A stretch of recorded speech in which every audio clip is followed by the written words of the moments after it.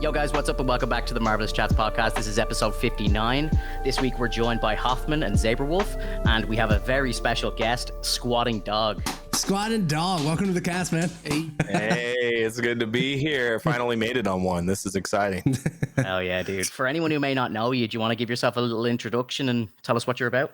Yeah. From the early ages of birth, I've been a nerd. And ever since then, I've finally come into myself because, you know, like moviegoers are now cool again because, you know, all of the stuff that we've loved since we were young, like Spider-Man and stuff, are now cool concepts and really exciting for the future. So I've like gone full circle from human nerd to cool guy nerd. And it's really great to be here. I am a content creator and streamer, and I play a lot of Fortnite, and I talk a lot about the MCU and the DC universes, and I love talking about what's to come and what we can get excited about for the future of all of those things. Yeah.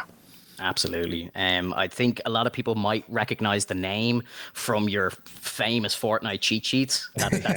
That's how I came across you anyway, way back in the day. Like back when, do you remember every Thursday it used to be in Fortnite where you would log in on Thursday and try and do all your challenges in one go? I'd be like, I'd have my SquatingDog cheat sheet right beside me and I'd be like, let's get this done. So yeah, finally evolved to an app now. So like I used all my support creator. So if any of you guys use my code, SquatingDog in the item shop, I've used all of that income to create an app in the App Store known as SquatingDog for Fortnite. So if you're still like that, Finto, there's a place for you to get it all taken care of. Don't you worry, sir. I have the app. SquatingDog is like, I got it day one. I am constantly and continuously impressed with like Squatting's his entire like just presence as a content creator. You're so thorough.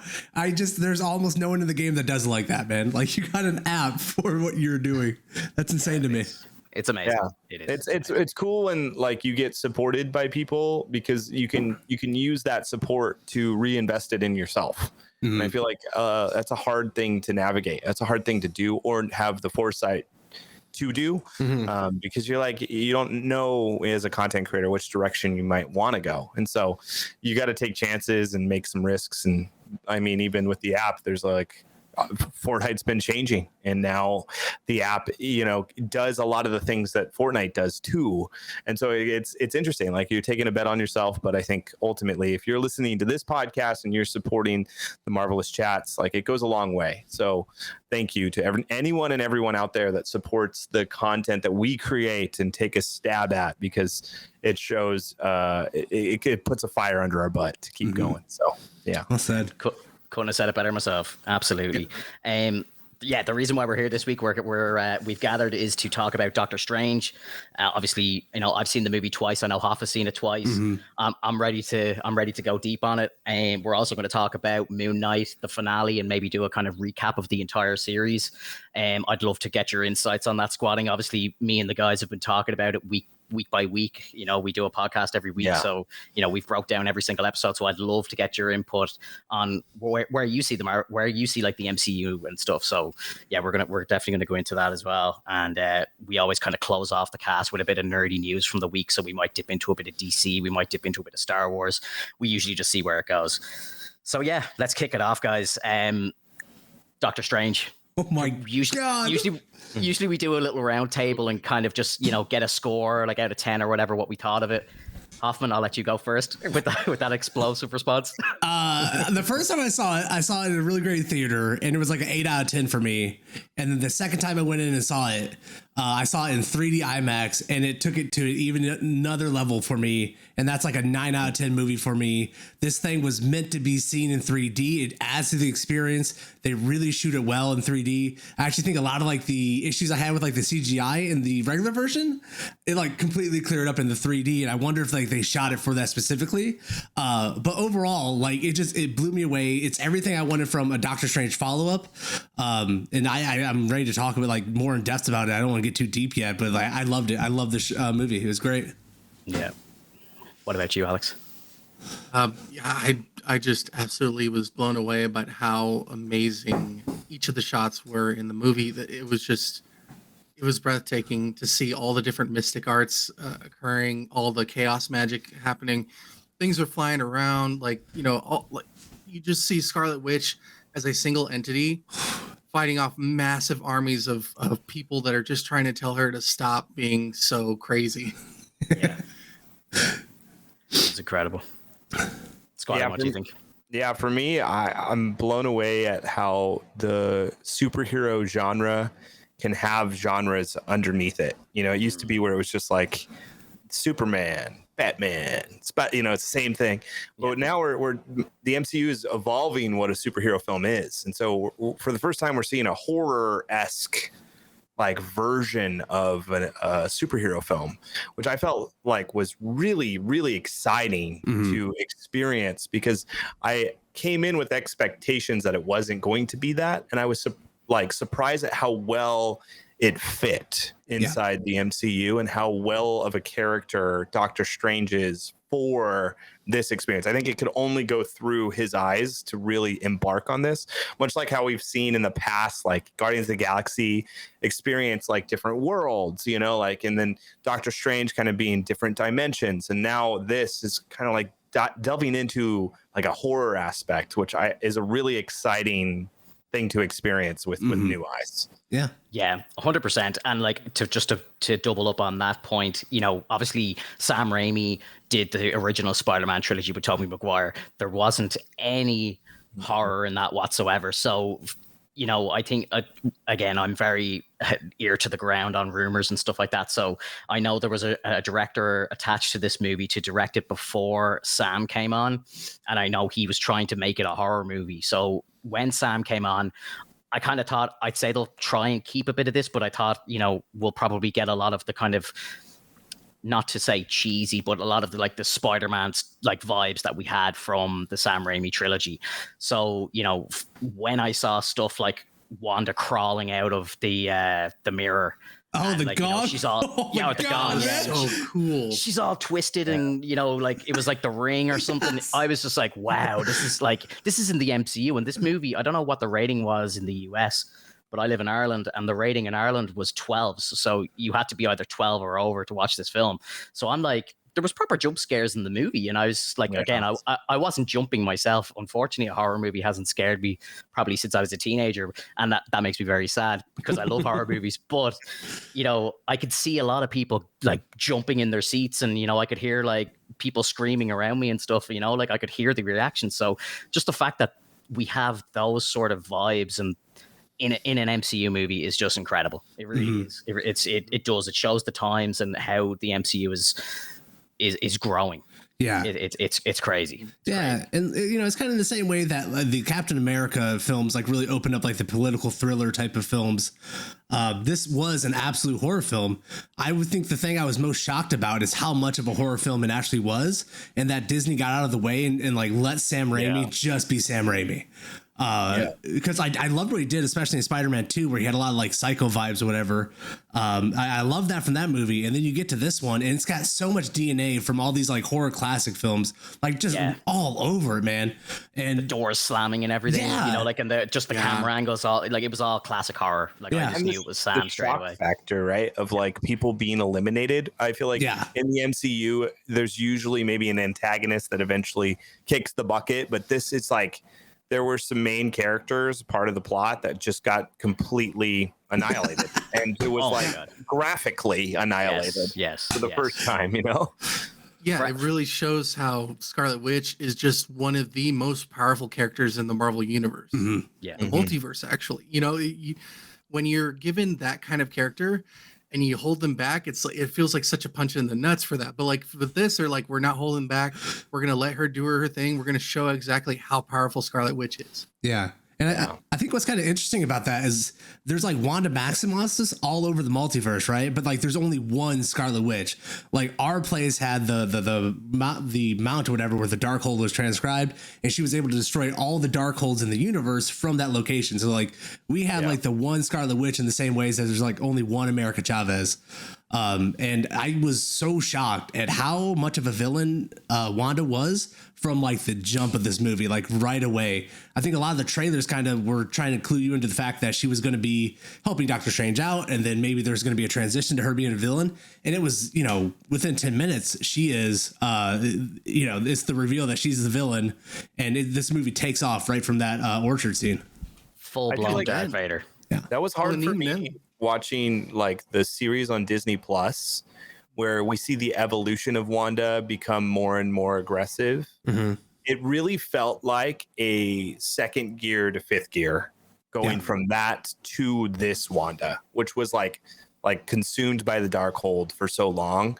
You really see the effect it had on her. But I was jarred by that. I remember seeing like, this isn't the same Wanda I know. Like I was like, really, like this is a big deal. Yeah. And it skyrocketed. Like it was just like, oh, we're going. Like, and it doesn't stop. Like it is nonstop action and suspense through the entire movie. Yep. It's so good, dude. It's so good.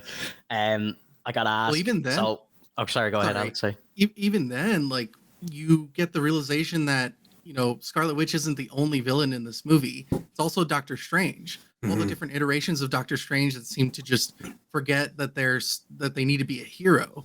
And we finally get the one that has to be a hero, even though at the end of it seems like he might still be tapping into the dark arts. Mm-hmm. Yeah. So I gotta ask I want each of your answers, but what was the most shocking like kill or execution in the film for you? What hit you the hardest? I would say Reed Richards, because she starts doing like the string cheese thing to him where she's just getting pulled apart. And then all of a sudden you're like, oh, this is kind of brutal. And then all of a sudden, like his brain just pops. Like he's just like pop in a cloud of dust. And I'm like, what? Like the last thing you hear is his scream. It was done so well. I appreciated it so much more the second time. And I know myself and Hoffman have had a couple of offline conversations about this. But how do you feel about Reed after your second viewing? Because I know you weren't crazy on John Krasinski. I loved him, bro. I loved him. I thought he was brilliant. I'm still mild on him. I think he kind of looks the part, but like I still feel like John Krasinski as an actor doesn't have the same presence as like a Benedict Cumberbatch or Robert Downey Jr. Like he doesn't have that leader role, and it might just be that it's like his first time at bat, right?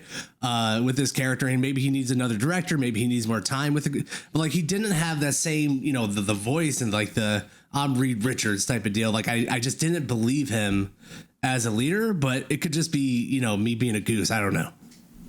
I see. I like him. I think he's a good fit, mostly because like physically he looks great, obviously, but also like I feel like some of his lines were kind of weird. Like there was one scene in particular where he's sitting there up on the like that whole scene where they have Doctor Strange on trial, and he has a line where he's like pathetically sitting there and says some weird line, and I was like,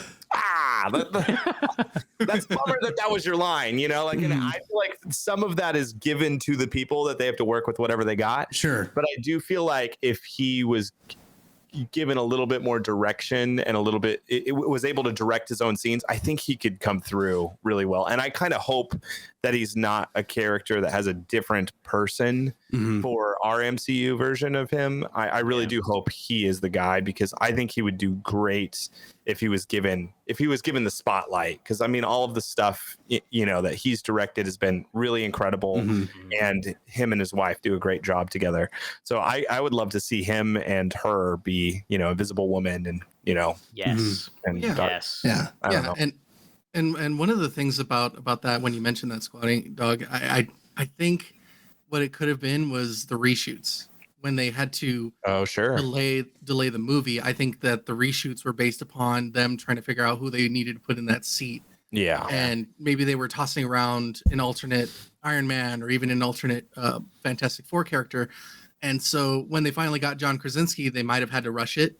And so maybe they only had a few takes left. I heard a rumor, and again, I'm very close to the rumor mill, but they had apparently the original actor from the Fox universe's Fantastic Four. Forgive me, I forget his name in IRL, but they had him in the movie, and then I think that leaked, and I think Kevin Feige changed it, and then he brought Krasinski in. So what I think possibly could have happened, this is just to kind of maybe try and save John Krasinski a little bit, was maybe those scripts and lines were written for a different actor, so maybe they just didn't come across the same when John took the role. I don't know. Like, to be perfectly honest, I understand exactly where you're coming from, Hoffman. But when I watched him the second time and I understood everything he was saying, because he was talking a lot about the incursions and stuff, which I am not a big Marvel comics reader. I read a lot of DC. I don't read a lot of Marvel. I didn't really know much about the incursions. After my going into my second viewing, I knew all about it. So when Reed's talking about it, I was like, wow, this is amazing. Like, and he sounds so intelligent. Yeah. So it hit so much harder for me the second time. Yeah, and I think what Squad is saying is right. Like, I think he can be Reed Richards and do it great. Yeah. I just think it was like maybe the wrong director. Maybe, like Alex was saying, it's the reshoots. Maybe he was there on a set by himself and he's not used to shooting on a green screen by himself. Like, he doesn't have that like muscle to flex yet. Because the look was incredible. Like, he looked like Reed Richards. It was awesome. It's like you were sitting there watching Reed Richards, which is what's great about MCU is how well they cast people visually. Yeah. Well, it's funny what that do you guys make that. of? Oh, sorry. Go ahead.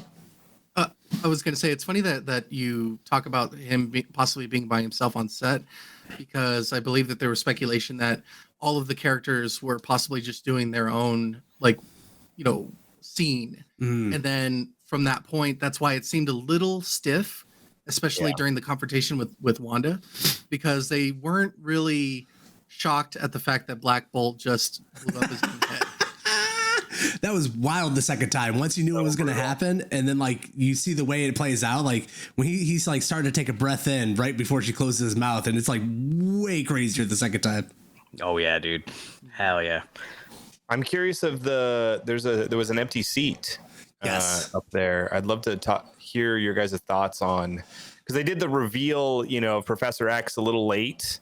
Because we're like, oh, like even me watching the first time, I was like, and had like read rumors that maybe he would be in it. I was like, they introduced everyone and then they introduced him. Like the second part two. I'm like, well, what about the part 3? There's an empty seat over there. Do you guys think that that's just a visual glitch, or do you think that 6th or 7th person just wasn't there? What are you guys' thoughts? Go ahead, Hoffman. Sorry. I honestly think it's meant for Iron Man. I think there's another person there that they cut out of the movie completely, because not only is there an empty seat, when you go to the scene where Wanda's getting ready to square off with the Illuminati, they're kind of uneven. It's like there's 4 of them on screen and 2 of them are to the left of Reed Richards. And so it's almost like there's room for a 5th person on the right side of Reed Richards there in that shot. Nice. I think that could have been a reshoot. Maybe. Yeah, or like they just like digitally removed the person. They didn't throw them into the scene. They cut all the action scenes out with them. I feel like that was kind of the case. Yeah, there's a lot. I honestly believe that was meant for Doctor Strange, because he originally was part of the Illuminati, and because he had taken, they took his life. Yeah, they kept the seat there because it's still a vacant spot. They haven't really filled it yet. So that's my speculation. That's probably the correct answer, to be honest. I think we can go hardcore nerding out on it. But I think you're probably right in what you're saying, Alex. Like I heard that Kevin Feige was very angry during this movie just at the amount of leaks that were coming out. So, it's very well known that they had Tom Cruise lined up to play Superior Iron Man. It got leaked, and Feige was like, "Fuck it, cut it, get rid of it, it's done." That's wild. And like he was so angry about it that he cut it. And there was a fight scene in the film, which was, and this is how it was quoted, to rival Thanos versus Doctor Strange. It was going to be that epic. You remember the fight that they had in Infinity War? It was supposed to be a fight between Charles Xavier and Wanda inside Charles's mind, and it was to be this big, massive, epic battle, right? And again, the information of this leaked online, and apparently Feige said, cut it from the movie. And this is why that section of the film seems so kind of choppy and weird, because there's parts missing. Like there's a bit where Strange is talking to Mordor, and he literally, you'll see Xavier's like in the shot, and then like 20 seconds later Xavier's gone. So it just like, it seems like as if like what he just turned and hovered off to the side during the middle of a conversation. It seems a bit choppy. So I think there's been a lot of editing around that part of the movie. I think there was a lot of editing, but I think it was done for the final cut of the movie to like speed up that portion of the movie.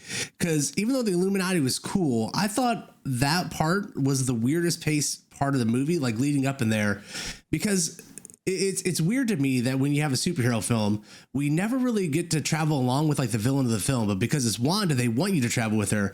So we always progress Strange's story, and then we kind of have to go back in time to where Wanda was in the story and then catch her up to the same point that Steven's at.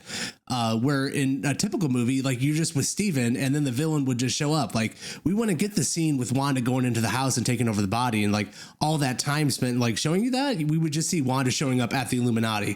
That would be the typical thing. And I feel like during the editing of that film, they kind of realized just how much bulge there was that really typically wouldn't be there. Mm-hmm. Yeah. So I don't know, but I did see Kevin Feige. Did you see the interview on the red carpet where he was mad about how much was in the trailers? Like, to be honest, he got asked, he got the question on the red carpet of this thing if there was a particular scene that he was excited for, even if it was one we already seen in the trailer. He goes, "No, I don't want to talk about anything more of this movie. There's already been too much shown in the trailers." And it's apparently Bob Jacob right. has like taken it away from him in terms of like marketing and distribution. Yeah. Like he doesn't have like the final say in it anymore. And it was just fun to see Kevin Feige, who's usually like so guarded. It kind of was like he let down his guard for a second. That's interesting.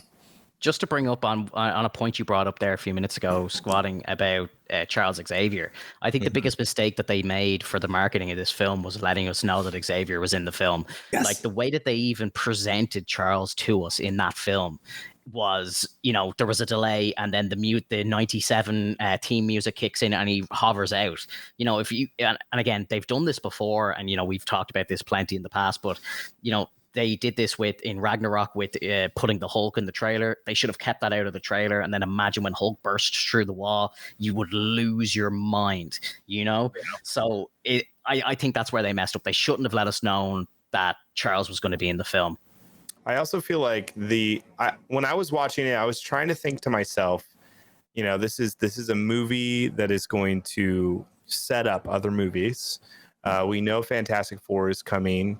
It's kind of a tease at the Fantastic Four, like in a universe where Reed Richards gets to kind of like help create a more efficient world. You know, even the world building is a little bit more glamorous in terms of nature. In city life, there's like a waterfall coming down the side of the building.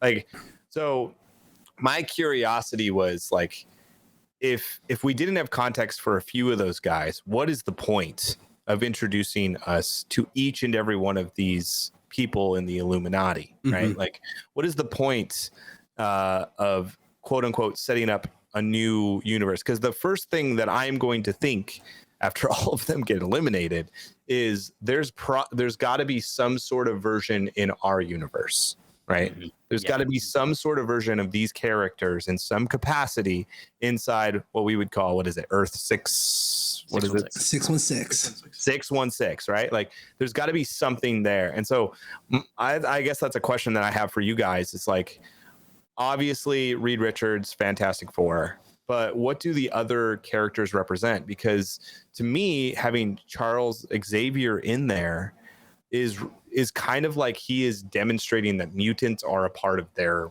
reality. Mm-hmm. We do not have that yet in our universe. And so it's kind of a weird thing to get people excited about, of like, oh my gosh, that's Xavier.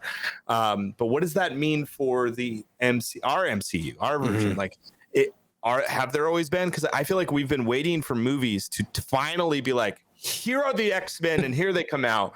We have Wanda, who is a powerful enough person to be able to speak mutants out of existence. Mm-hmm.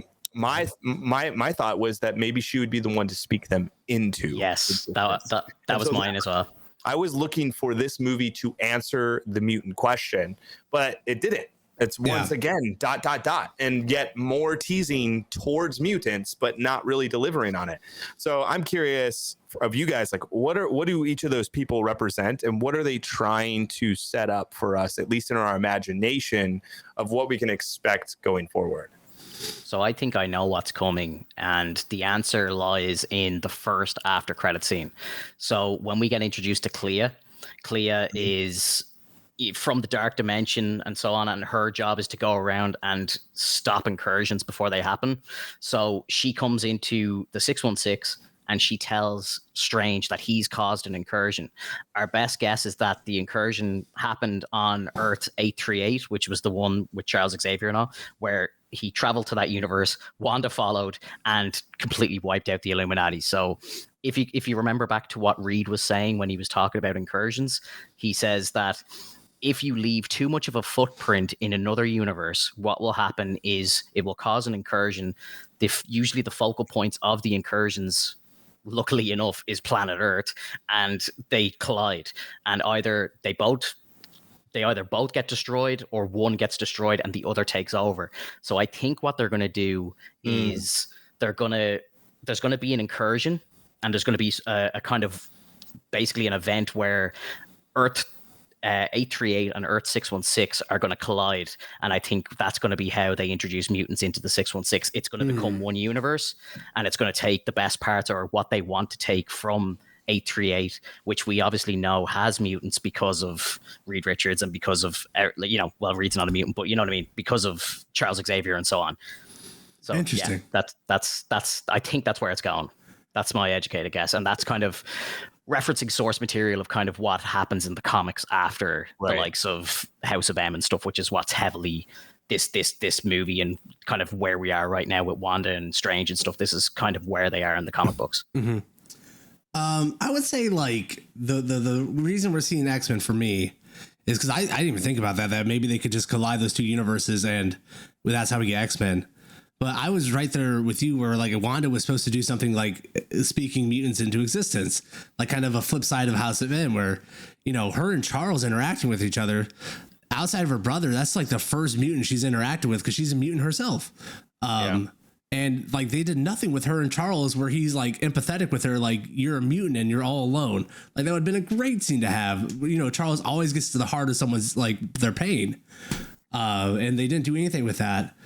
So I wish they would have done something like that. And I also kind of feel like they're setting us up to have just the idea of Charles Xavier and Reed Richards, but played by different actors or actresses, because of how everyone was, different from our universe to theirs. Like Captain Carter, who, by the way, her getting like chopped in half was one of the craziest scenes. That was epic, bro. Monica Rambeau as Captain Marvel was amazing to see too. And so those were like different actors. So I kind of expect like Reed Richards and Charles Xavier to be played by different people. I mean, obviously with Charles Xavier is going to be different. That's what I expect from it. And I think they're setting up with Reed Richards. The joke Doctor Strange has about like, hey, didn't you guys chart in the 60s? I think that's like a nod to the way they're going to do the Fantastic Four movie, where the original John Watts, the director, even wanted to do a film set in the 60s, is one of the articles I read this week. That like one of his original pitches was that, like, doing a Fantastic Four movie set in the 60s, and they go away for some reason. So I think they're just setting up the idea of these characters to soften the blow when it comes, because there's so much going on now in the MCU. They might be nervous about like, hey, if we hit people with Reed Richards and Charles Xavier is just outright, let's give them a jump start on these characters. I think you could be right, Hoffman, and as well that ties in, because if they disappear in the 60s, let's say they get stuck in the quantum realm. Then that could be them maybe getting introduced to Kang as well, because doesn't Kang hang around in the quantum realm? So I think that could be some very good connective tissue between the movies. Yeah, it's like when Strange said that, I was like, oh, the 1960s, huh, Strange? It's very on the nose. Yeah, for sure.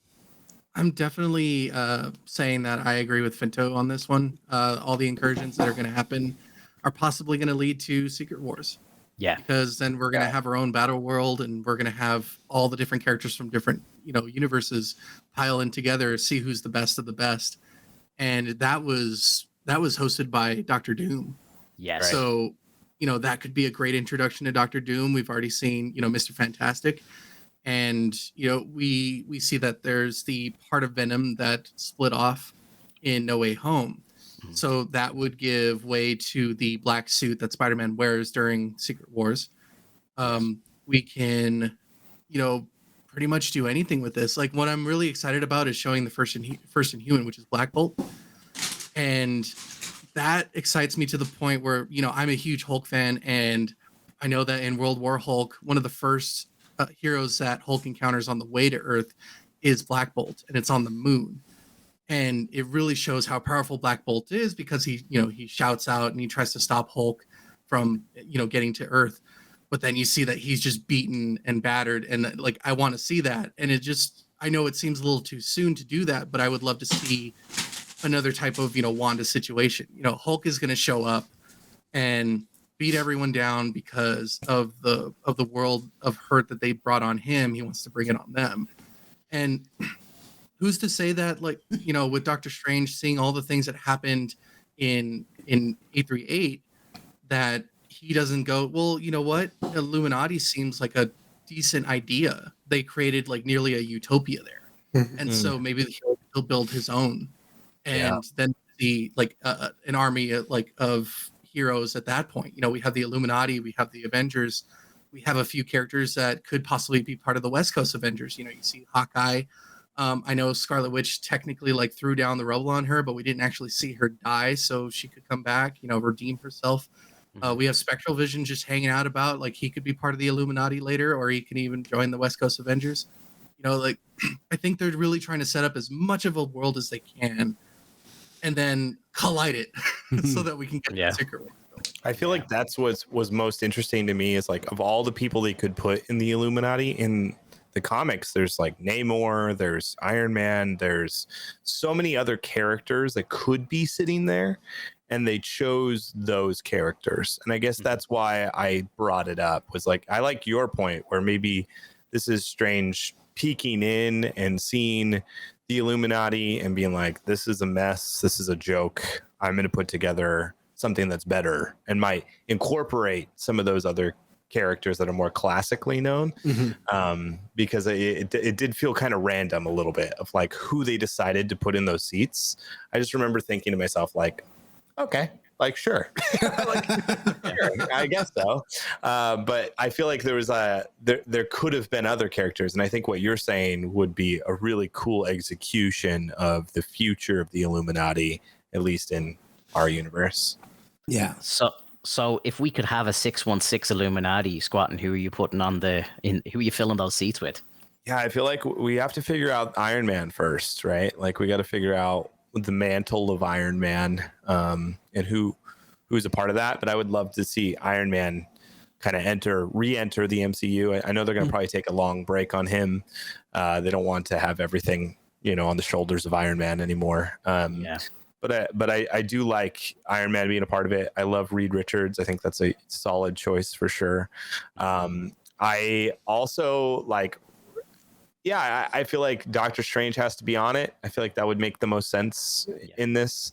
And then the other ones I don't have a crazy attachment to. Maybe Namor, because like we all have all of these like hints at Namor, but we really don't know anything about Namor. We don't know anything about the underwater world, and so it'd be kind of cool to get a little vantage point from Namor and what's going on there. Maybe some animosity and some tension that causes drama on the group. And then I would love Professor X. Obviously, I think having some sort of mutant a part of it would be rad. But I feel like the mutants aren't here yet, or we don't know of them maybe yet. But that would probably be my cast. Nice. And sounds good. That's what's kind of hard with the Illuminati in our MCU right now, is like the Illuminati is like a collection of like leaders. Like, that's why they're all brought together to make like the hard choices, because they're leaders of their own group, right? They understand what's at stake.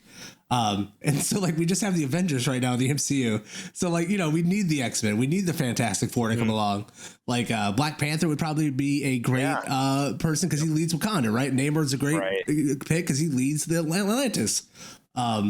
They're probably setting up Blade to be part of the Illuminati if they're doing it, because looks like he's going to be the leader of like the Dark Avengers or the Supernatural Avengers, whatever they end up calling the Midnight Suns iteration.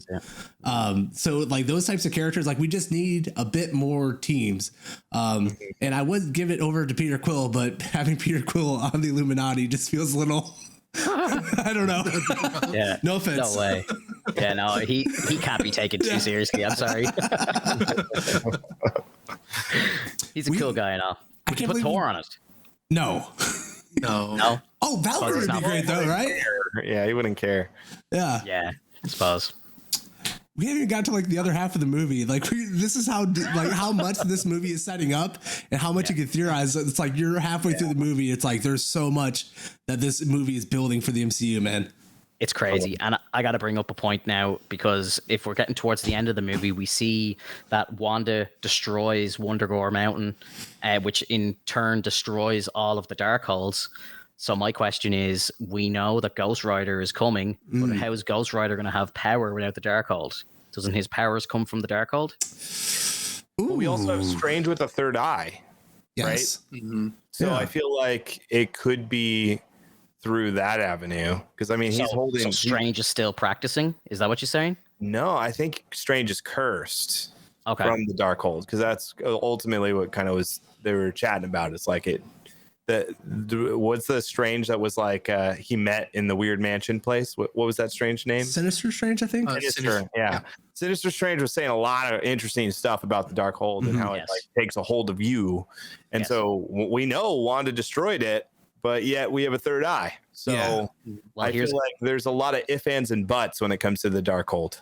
Here's a theory that I've heard as well. I can't take credit for this, but in the first Doctor Strange movie, he mentions that he has a photographic memory. He's read the Darkhold. Maybe he makes a new one. Oh, okay. Yeah. Wow. Yeah. That would make sense in accordance to how, you know, it's very important. As weird as it sounds, it's very important to have both the light and dark books available. You know, just because you have the Darkhold doesn't mean it can't be used for something that's effectively like heroic. You just have to do your best not to get consumed by it. And I believe that with the third eye, I think Strange has somehow slightly mastered it, but he doesn't realize that it's still a bit of Chthon that's like within him that is probably looking to get out later on, especially with all the incursions that are happening. And I think it's going to get even worse, because when you see Clea and they go into that other dimension, all I can think of is that Dormammu's going to really like try to peer himself back in, and hopefully we get an avatar of it. Isn't Dormammu Clea's uncle or something crazy in the comic books? They're actually related. We all have a weird uncle.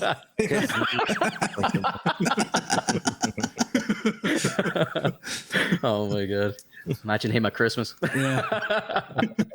A sweater on. Yeah. I just want to see Dormammu in like a beautiful Christmas sweater. That's like the Mystic Arts on it. That's a sure idea for sure. So, quick question I have for everybody, just on your viewing experience. What was what was the audience that you were sitting with? Like, how did they react to like Captain Carter? How did they react to Reed Richards and stuff? Like, was it like Spider-Man's like level of like gasps and shock and awe? Because I know in my theater, and again, I would love to be living in the US, because I think there's a lot more people like me over there, whereas over here everyone's so serious. Like, no one talks in the cinema, no one does anything. But I did hear a couple of gasps when John Krasinski showed up, so I was like, yes. I was happy, because like during Spider-Man No Way Home, I felt like I was the only one in the theater who was like reacting to Andrew Garfield showing up on screen. You know, so I'm just like, why am I the only one? Like, what's going on? So yeah, what was it like for you guys? Mine was like, people were excited. They were clapping for Reed Richards. They were excited to see Xavier, but everyone knew it was coming. Which, by the way, the yellow chair thing was like the coolest part of it. Why didn't they just hold that out of the trailers? Like, we knew Xavier's coming. Save the yellow chair. Yeah. That was such a mistake. Yeah. So it was fun. It was a good time there. But that was my 3D IMAX experience. Everyone was like really loud and cheering for that one. But before the movie started, we actually got like a 5-minute clip of Top Gun Maverick, and like everyone was cheering for that too. So it was just a ruckus of a crowd, man. Everyone was pumped to see Tom Cruise. I have a very deep confession to make. I've never seen the original Top Gun. Neither have I. Well, oh my god! Thank God I'm not the only one. Thank God I'm not the only one. I know. I can understand Finto. He's not American, but you, Alex, come on. My girlfriend is disgusted at me. She's disgusted. She's like, we have to watch it. Like, it's a good movie. I was like, okay. Have her take over the microphone. Get out of here. Yeah, I'll be on the podcast again with you guys until you have watched those movies. Okay, that's a deal. That is a deal, sir. Well, hear me out. I was raised by a single parent by my mother, and I remember watching things like Death Becomes Her, First Wives Club, and whatnot. So I don't think she was very much into things like, you know, Top Gun. All right. That's fair. That's very fair. Totally. She had like a whole bunch of strapping men on the beach playing volleyball with no shirts. Exactly. All right. Playing with the boys. She's probably like, I can't watch this with my son. I need to watch it on my own. Isn't it bedtime, Alex? Yeah. Mom, it's 3:00 in the day. What do you mean? Get out of here. I got to watch the boys play. Oh, my God. My theater was so I have a theater close by that like I think nobody knows about because it's fantastic. It's kind of a great viewing experience because most people just don't go to it. And so I kind of get almost to myself. Me and my wife, there's probably about 20 people in the theater. The second time I wanted to go for the IMAX experience at a bigger theater, and that was the one where it was like way more enthusiastic people / people dressing up and all of that good stuff. So I feel like it had a pretty good, reasonable amount of excitement, but I think I was surprised at how many people were like shocked at like the horror scenes where like you could actually hear people freak out about how graphic they would eliminate somebody in the game or in the movie.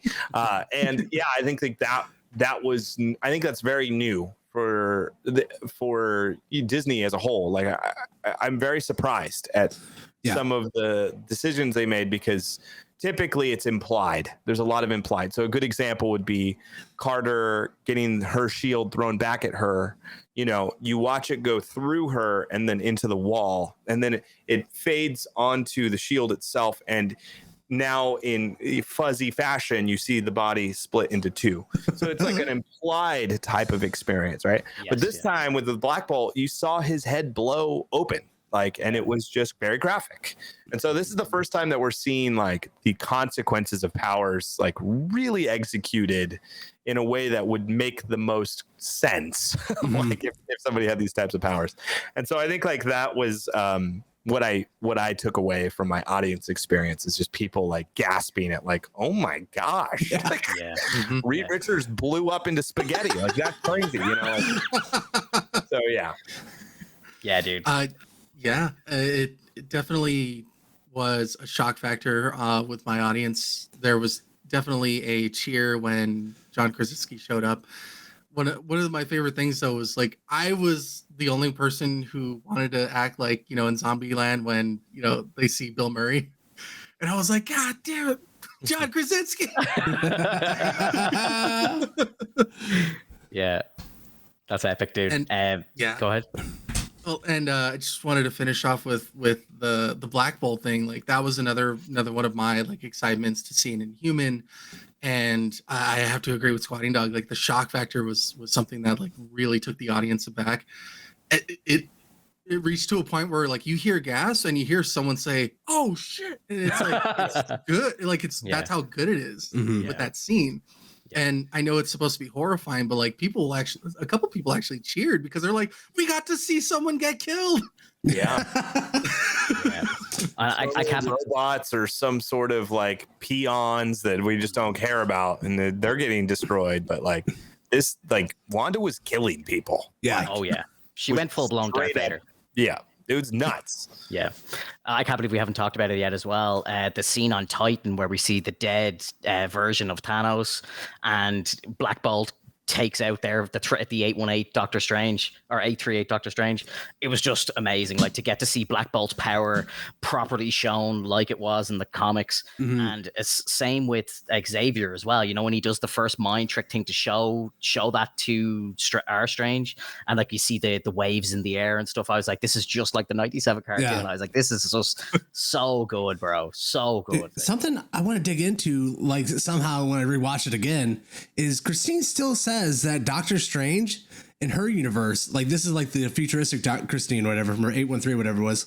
She says that he killed 1 trillion people to stop Thanos. She said that, like he still killed 1 trillion people. Yeah. So if they killed him on Titan, why is there 1 trillion people dead? Like that's like part of the collision, right? Like it was an incursion. The incursion happened and wiped out a whole entire universe, which essentially is that many people. Okay, and he carried that burden with. That's why. Gotcha. That's why Krasinski's talking about like just even the fact that the 616 Strange is there.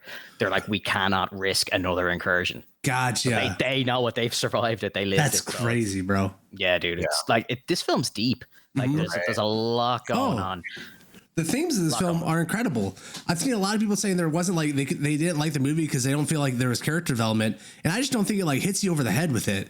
Like at the end of The Last Strange, you literally have the Asian one going, "It's not about you, Steven." Like they tell you the theme of it right there, but the whole idea of him giving up the knife and letting someone else be in control to win and like save the day, that's something that like carries on through the whole movie. And it ends all the way with American Chavez being the one to kind of beat Wanda in a similar fashion to how Doctor Strange beats Dormammu. Like not because he can overpower him, but you kind of outthink him and you're creative with it. Like I love that part of the movie.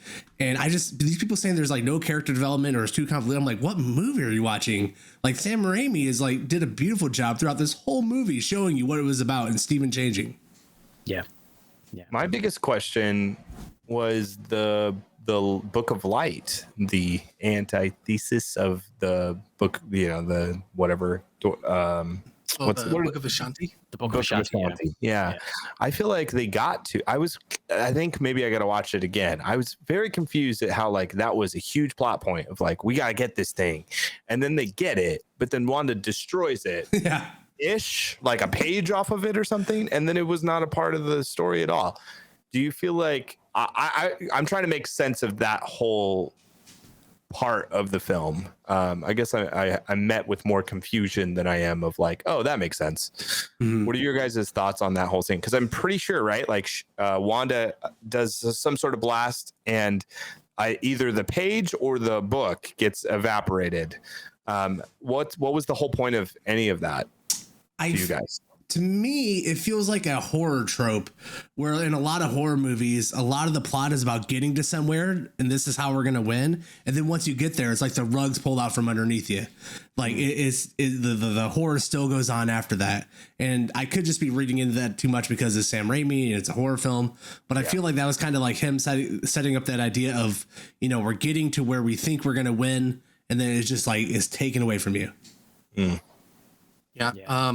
I noticed, and I'm pretty sure, like if you were to rewatch it, you'll see that in the Book of Ashanti, as it's disintegrating, you'll see a star that pops up on one of the pages, and that was just a way to kind of lead the rest of the film into showing that the one true person that can defeat the person that like knows of the Darkhold is America Chavez, because she has the ability to punch into different universes and travel between different universes. And so like having the opposite show up at the very end to defeat the natural evil is like, that's the big takeaway from burning that book, because you don't necessarily get to read it, but as a viewer, you get to see like, oh, okay. So the finale is supposed to be with America and Scarlet Witch fighting each other. It's just like Hoffman said, it's not about Strange.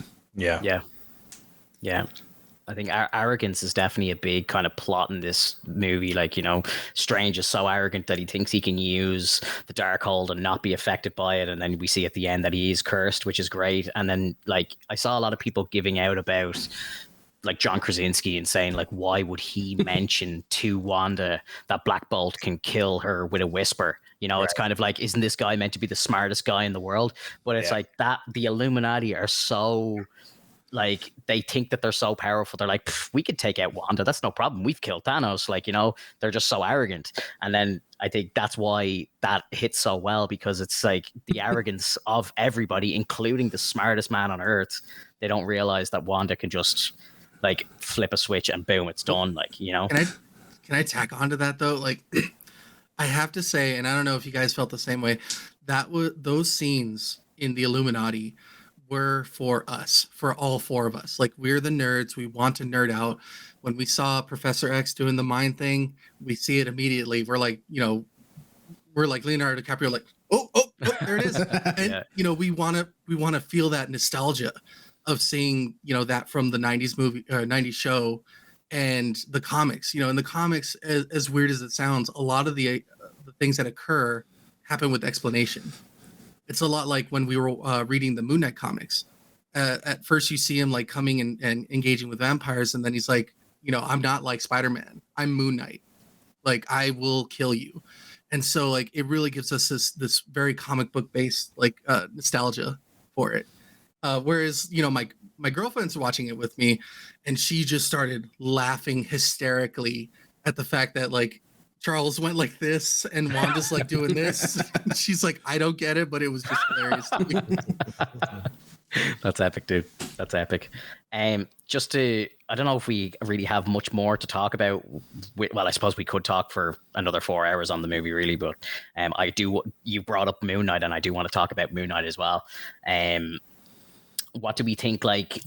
What's next for Strange? He goes off into the dark dimension. Like, are we getting like I just don't know. Like, where does that story continue? Like, what do you think's coming next? You know, I mean, it's definitely like what you're talking about with the battle worlds and stuff, and Clea in the Dark Realm.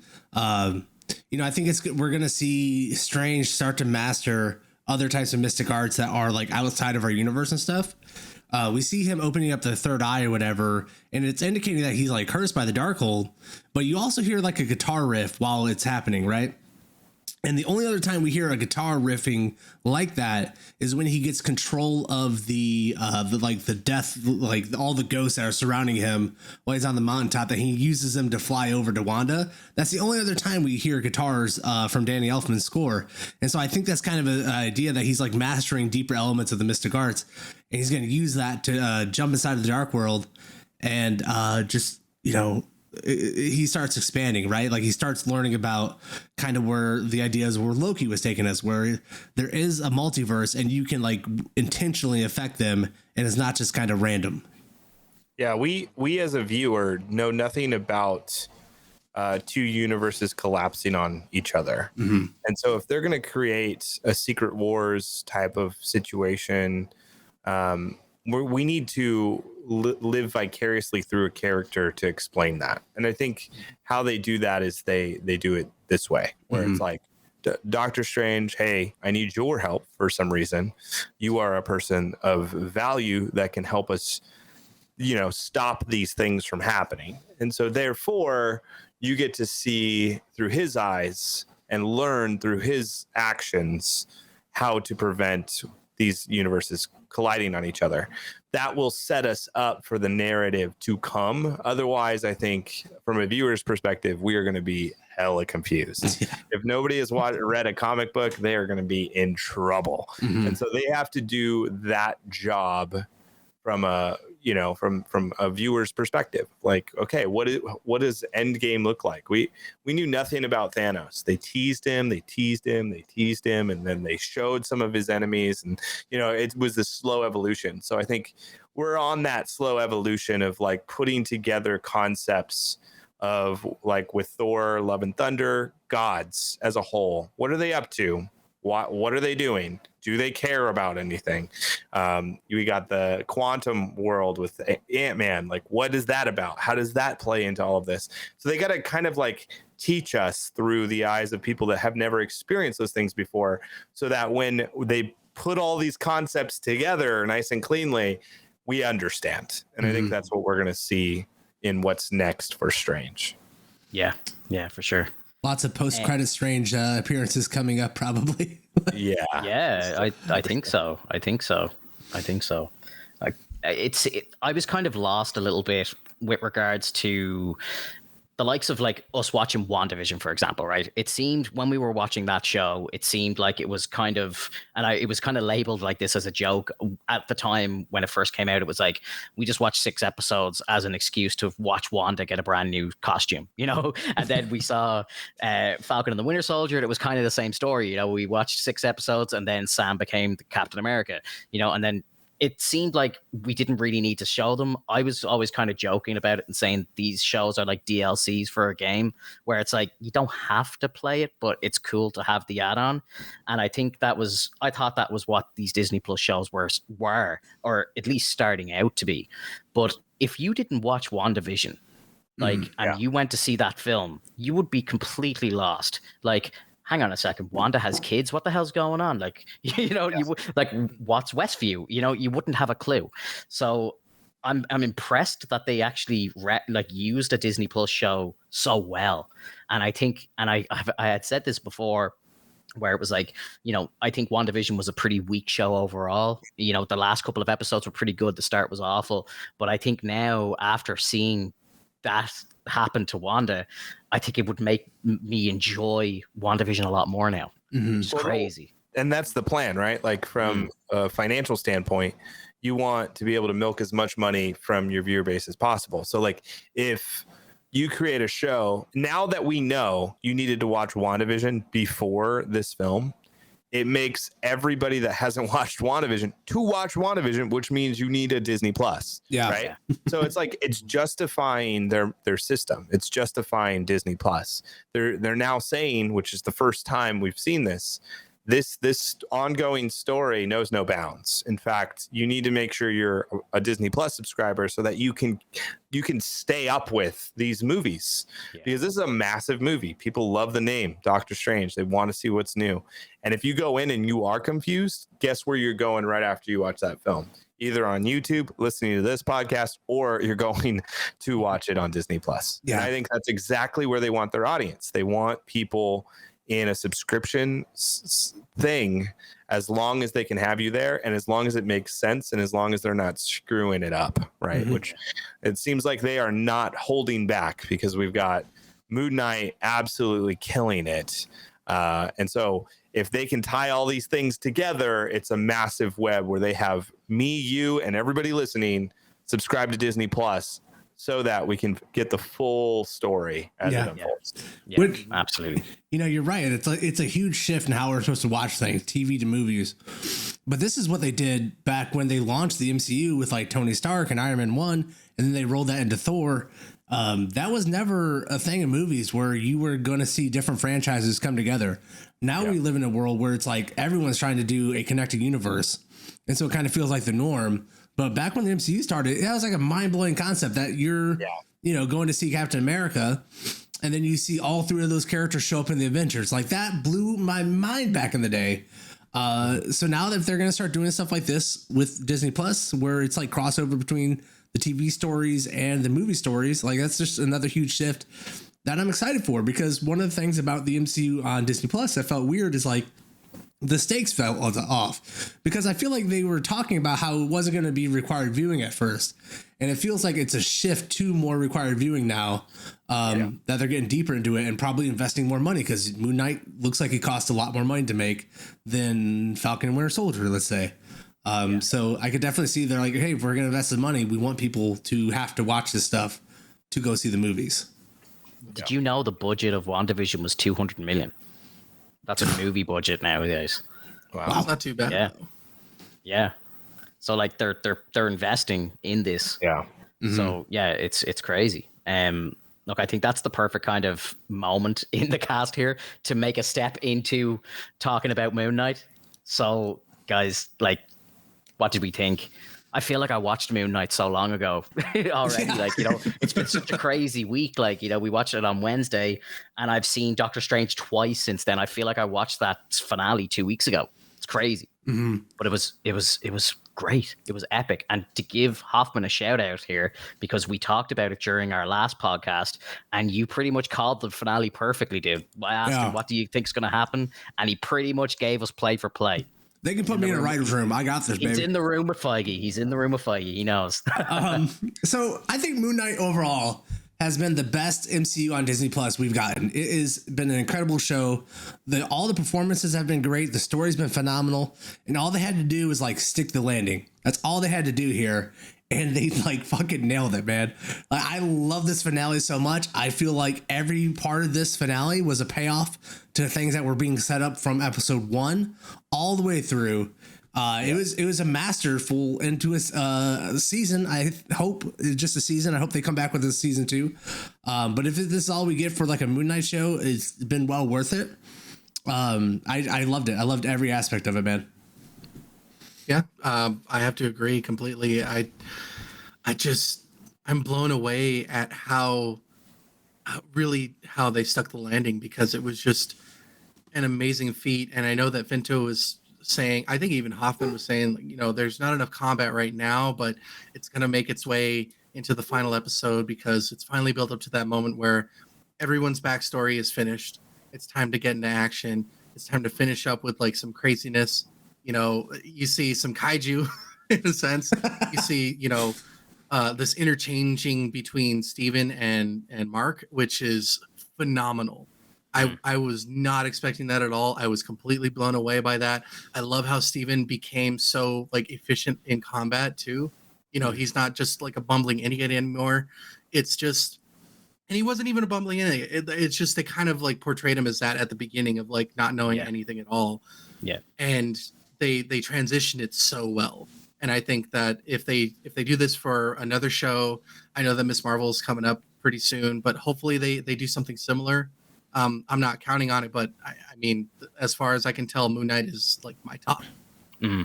Yeah, Squatting. Tell us.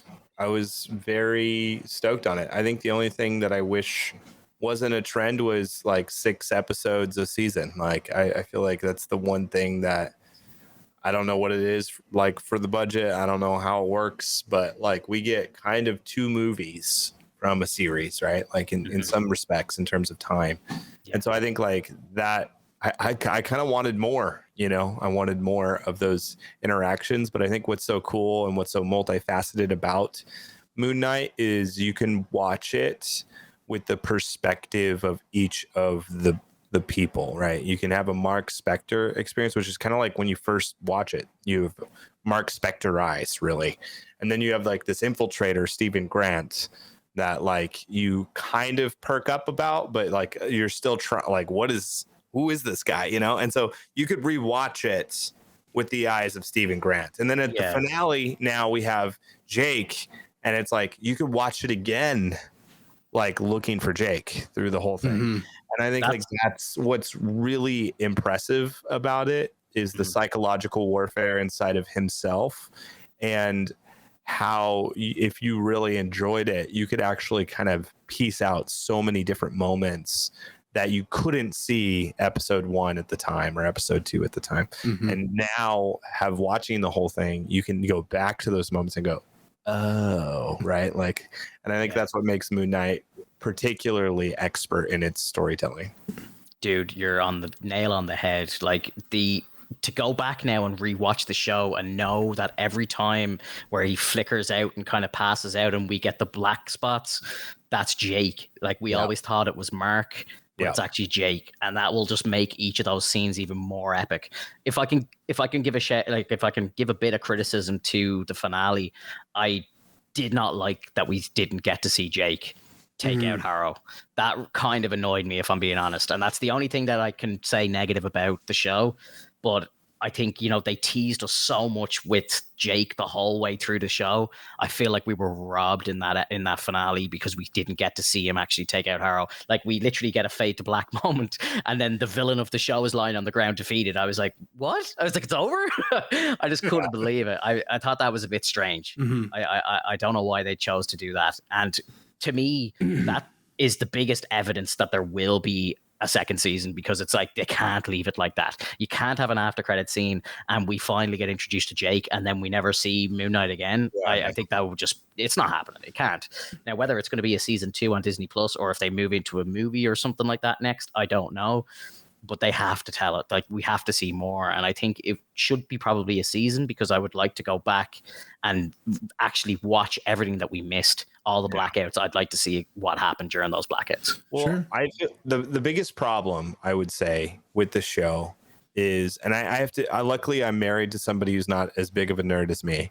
I get to kind of see through the eyes of, let's just say, for the sake of a better word, a casual experience.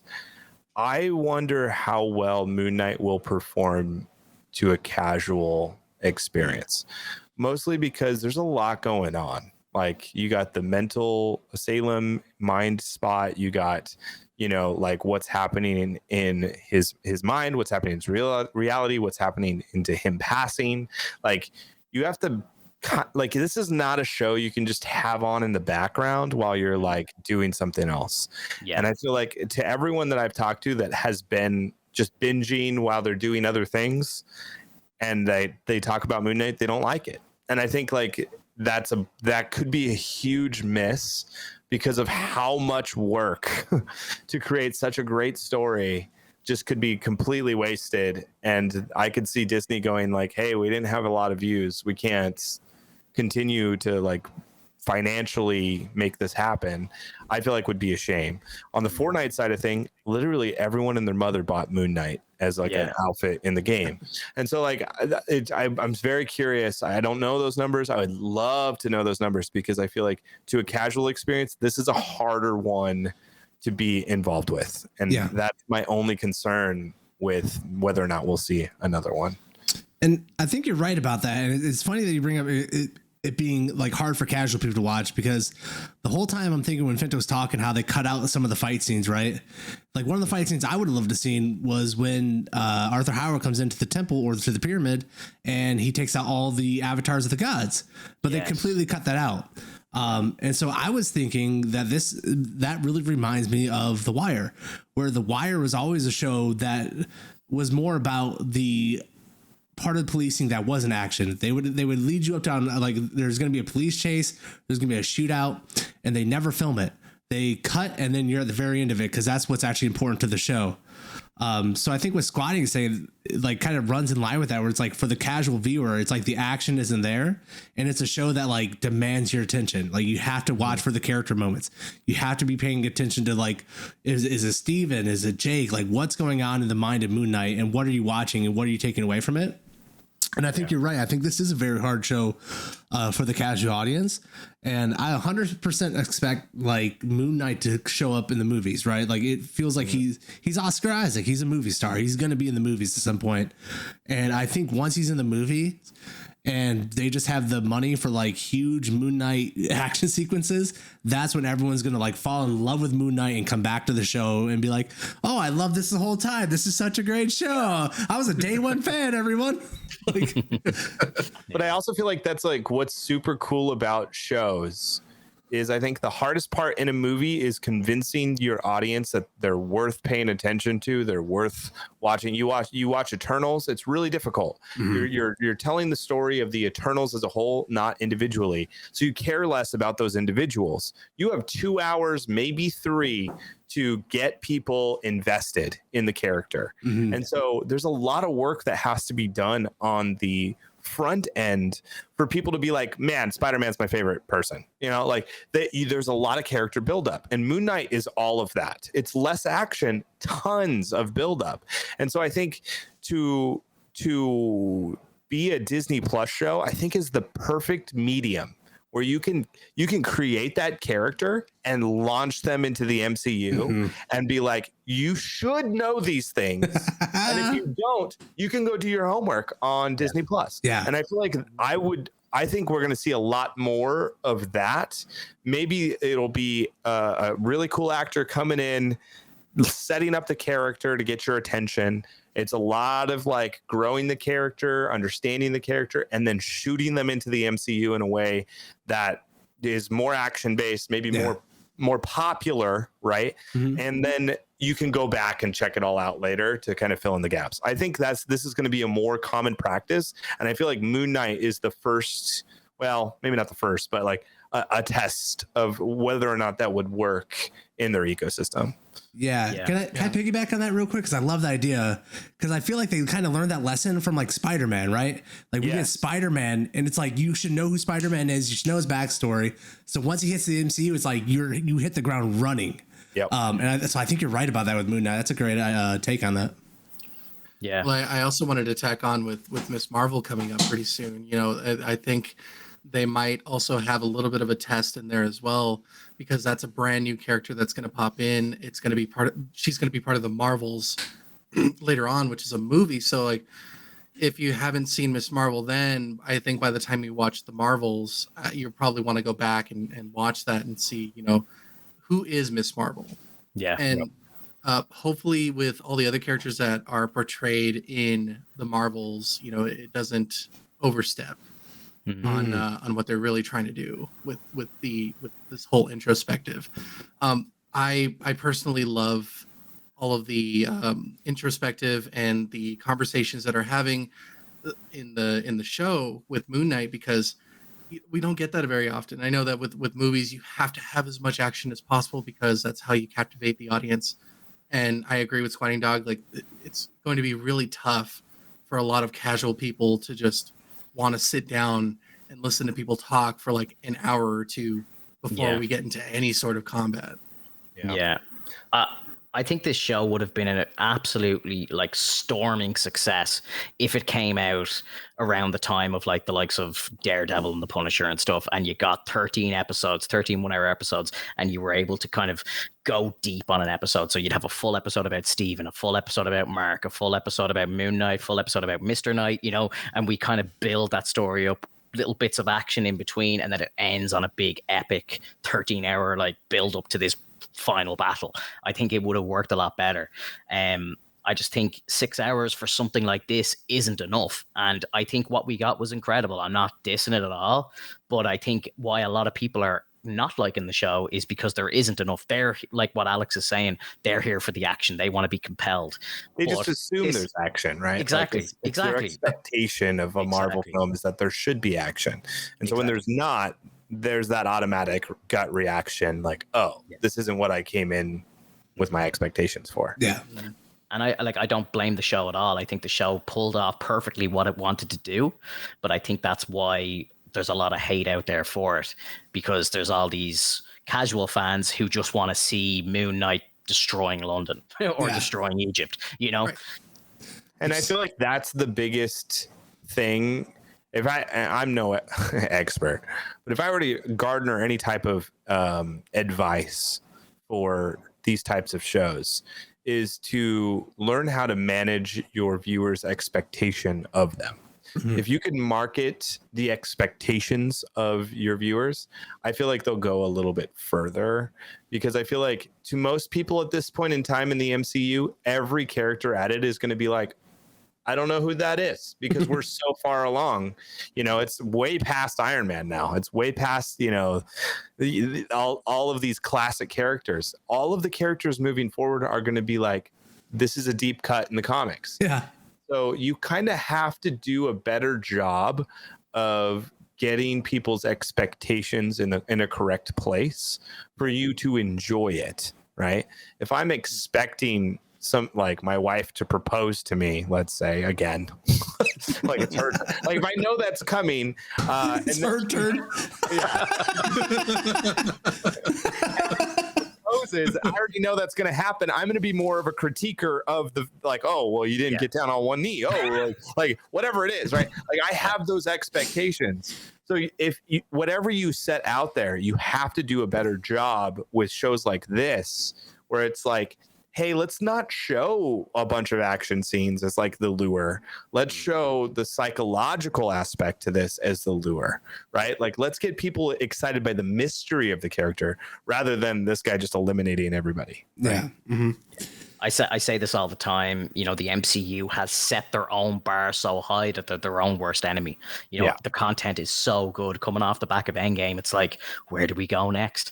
And then, you know, they bring out Spider-Man No Way Home, and in my opinion, it's a better movie than Endgame. Like, I think it tops Endgame. So I'm like, it's incredible that they were able to do that, you know, and what we've just seen with Doctor Strange now, like, I'm very curious. I want to ask you guys, like, if you can, I know it's very hard to think off the spot, but like, what's your top 5 MCU now? Like, you know, how does the MCU top 5 look for you after what we've just seen in the last couple of months?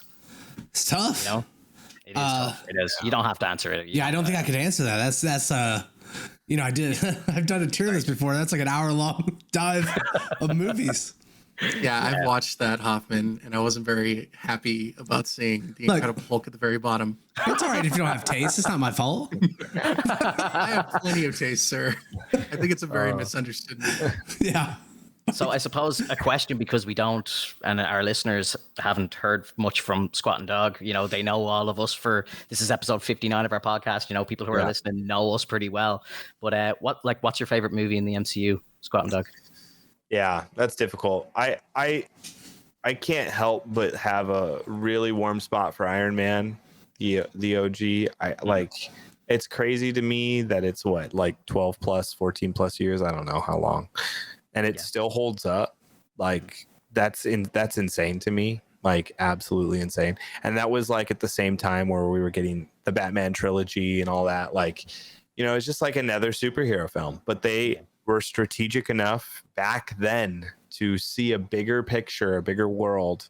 And so I still get choked up, man. Like, I don't think Endgame has much of an impact if you didn't like stick with those 10 years, right? Like when he passes, I was crying, in theaters. Like, it was a big deal to me.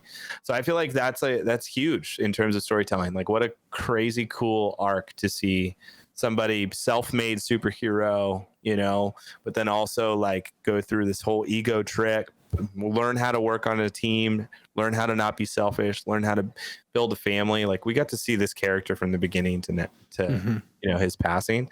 And that's like a really cool thing that I love. And I didn't expect watching the first movie, right? Like, the first movie was just like, here it is. Like, and it's awesome from beginning to end. Like, it's just a great film, good cadence. So it always is going to be one that's up there for me. I think like I like the pioneering of Guardians of the Galaxy. I think that was a big risk for Marvel that paid out, like where you have to convince people of otherworldly worlds that typically speaking don't do well in the movie business. Like, a lot of times that's a harder thing to get around. And so I respect that film a lot. Obviously, Endgame is just what a thrilling way to end a first chapter, or like the chapter that we've had previously of Marvel movies. And then I'm a huge Spider-Man nerd. I love Tom Holland. I got to see that last movie in theaters with him sitting there next to me, which is crazy. Not physically next to me, but I was in the same theater watching it. Yeah. And it was like such a surreal moment that they were able to pull off what they pulled off with that film. So yeah, I think those are some notable ones that come off the cuff. Yeah. I know I think I saw you tweeting about it, that you were going to the premiere, and it was something I wanted to ask you, like, what was that experience like?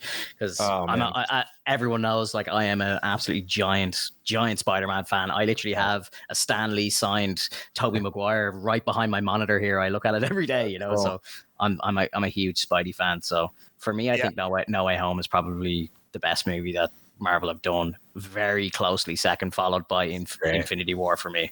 I think Infinity War was just mind-blowing, and just the fact that we get to the end of Infinity War and they lose, and you're like, wow, like everything was on the table and they lost. Like, I'll never forget, because when you see Stormbreaker coming flying through and it goes through Thanos' chest, I'm like, okay, here we go, another superhero movie. He's going to lose at the last second and the heroes come out on top, and then he clicks the fingers and you're like, oh my god, like, I'll never forget that. That was just so special.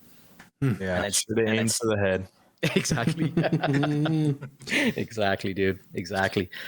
The movie was crazy. So I got invited by Epic Games, and so they sent me. And so me and my wife got to go.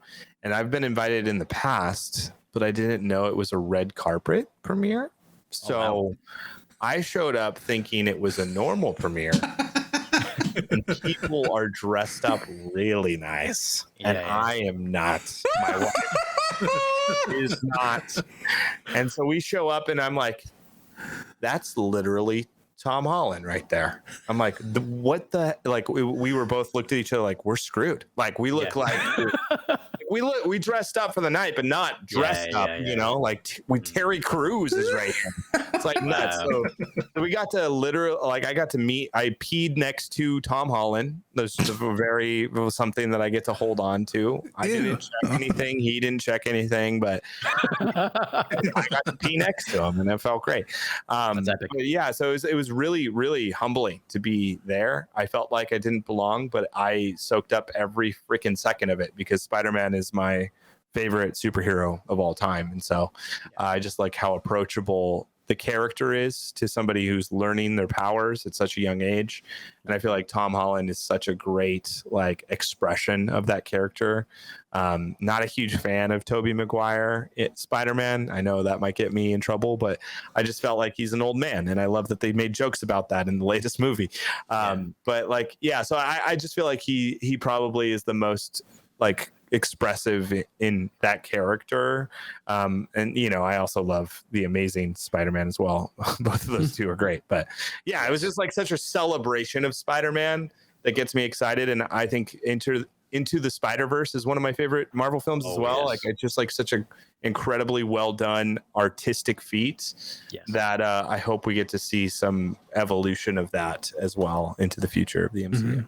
True. It still blows my mind that, you know, we went through the kind of Homecomings trilogy, as they call it, with Tom Holland, and it was such a different take on Spider-Man. You know, when I'm watching it, I loved all three of those movies, but it wasn't like my favorite, you know. Like I grew up with Toby. I loved Andrew's portrayal of Peter, and I thought, like, you know, Andrew's, all the CGI in his movie, like all the web swinging, everything was like the best in Andrew's. But unfortunately, the movies just didn't hit home.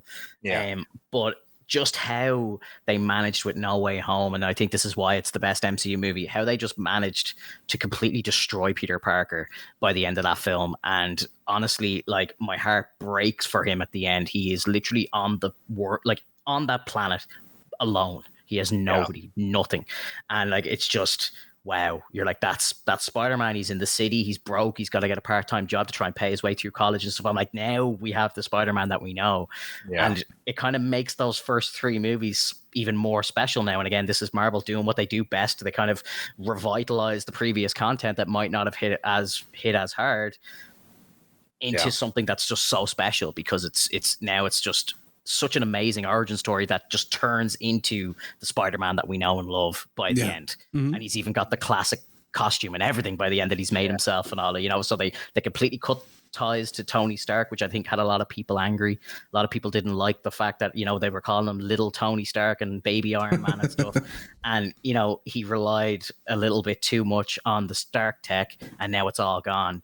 And, you know I saw somebody breaking it down, and they were like, you know, the reason why he doesn't have his Spider-Man suit anymore is because no one knows that Peter Parker's Spider-Man. So all the Stark tech doesn't know, like Stark tech doesn't know who he is anymore. So he has to dump everything and just start again. And I'm just like, wow. Like, honestly, I cannot wait to see where Tom Holland's character goes from here. It's just going to be amazing. Well, here's the thing with it. This is the hand of Feige, right, on this film everywhere. And I feel like what sucks is when Sony thinks that they know what they're doing and they do their own thing. Like, I'm sorry. I just feel like Sony needs Marvel. They need each other. 100%. And I think this was Feige's move to win over Sony in terms of cash in their eyes. Like, shoot. Like, it isn't the name Spider-Man that makes us the money, because it has, right? Like, you just throw Spider-Man anywhere and people will go watch it and pay the money to watch it. That's the classic mistake of a lot of companies that, like, lose their IPs. They become washed out of, like, the Batman is a hard character now because we have so many other Batmans to compare it to. And so Sony was going down the same pathway, and Feige revitalized, and not only revitalized the character, he made you want to watch every other Spider-Man of all time, putting not only the money from the showing of the movie, but all of their previous places where they can make money from watching those other movies. All that money is going straight into Sony's pocket. So now they're looking not at Spider-Man as the icon of, like, saver, like, money. They're looking at Kevin Feige. And I think that's what Kevin Feige wants. Yeah. He wants to have, hypothetically speaking, Sony in their pocket, so that when they want to do a really good Venom, they can. So I think that's a huge move. Like, I don't think people are talking about that enough. Like, I think we saw Kevin Feige hone in on this movie strategically for the future of, like, Spider-Man being inside of Marvel without owning Spider-Man, but in some ways owning Spider-Man. I think you're absolutely right, and I think we'll see the evidence of that when we see Venom 3. That this will be the proof will be in the pudding, as they say, because you said that about Morbius. No. What Morbius has been a project that has been in the works since, like, 2017 or something like that. This is long ago. You know, that movie is its own thing. But now, where we are right now, we're at a point where a movie has only just started being worked on, Venom 3, and now the relationship between Sony and Feige is there. Everything that you've just been talking about, SquatingDog. So it's going to be very interesting to see what Venom 3 is like. I hope there isn't a Venom 3 personally. I hope we don't get I don't want this. And whatever this is, I don't want it. Like it's the same movie. Both movies, Venom 1 and Venom 2 are the same movies. They use the same restaurant, man. Yeah. Nothing different. Yeah. And it bugs the shit out of me because it's like we get it. What's the point of fighting another symbiote if you're a symbiote? Like what makes you special? And I get that you get to Carnage. Carnage is an incredible character, but you build up to Carnage like you build up to Thanos. Like, what are you doing? And so it bugs me to the core. It bugs me how they I hate it when superhero films are like, you love Venom. And then they wait for everybody to go, yeah! And they're like, just pay us money. And they're like, yeah! Can't be brainwashed anymore. Like I'm sorry, Sony. We need to figure it out. We can do better. We can do better. We're watching Marvel. There's a reason why Marvel has taken off and DC hasn't. It's because they're not just using it as a cash cow and just being lazy writers, creating movies that are like, do you like it? It doesn't matter. You're going to the movie to watch it. It's Batman. Yeah. And so it's like we have to do better. And I want Sony to be working with Marvel always. Yeah. I don't want a Sony movie outside of Marvel. We've seen it. Morbius. Who cares? Like it's a bad movie. And it's because they just are hoping that just because Marvel did it, we could do it too. It's like that's not how it works. Right. That's not how it worked from the beginning. And so I think I'm a little bit more of a higher critiquer of Sony and of DC because of these tropes that we just see recycled again and again. And I'm sick of it as a content, as somebody who loves movies and loves these characters. They're very beloved to me, even in my childhood. It's like we could do way better. Way better. And that's what I love about Feige. You bring him up how great he is the way he does. I think his biggest trick he does is that he doesn't really retcon stories, right? He more so reframes the story so that when you see, Infinity Wars, now you go back and watch other people's movies in the past and it makes them way more important. He has a way of connecting and making these movies talk to each other that I just don't see from any other production company at all. And it's somebody who knows the comics, right? He knows these characters better than Sony knows the Spider-Man. He knows them. And that's why I think we haven't seen anything to do with mutants. They own them. They have it. They have it in their pocket. He is not moving on it yet because he has a way to reframe it all. And I think that's what's exciting about him is because I Feige we trust, honestly. Yeah, 100%. And he's doing an amazing job at caring so much about the character and not budging on that character being who they fully are and how they should be portrayed through the history of comics, which I think is great because there's so much material in the comics. There's so much material to use, and he is almost treating it like a Bible, where it's just we have to find the right page to express what needs to happen in this moment. And I love it. I love it. And he's a genius. Huge. Yeah, that's the huge detriment to Sony because they want to catch up so badly that they're willing to skip every single thing that we love about certain characters. Yeah. And then it crumbles because there's no foundation. And it's horrifying. We try our best to at least give it a shot. You go see Morbius and it's I'm going to try, but we already know it's going to be a trash fire because we know they're going to skip a bunch of stuff. Yep. Yeah. We watch Venom 2 and it's we're, how the hell do you bring in Carnage? And it's okay, well, we'll skip a bunch of stuff. How did Cletus just pull him in? What was the point of Eddie going into the cell with him? In the comics, you see that Eddie is incarcerated and he's with Cletus in the same cell. Yeah. And, they have a tussle and then, a bit of his blood gets into his system.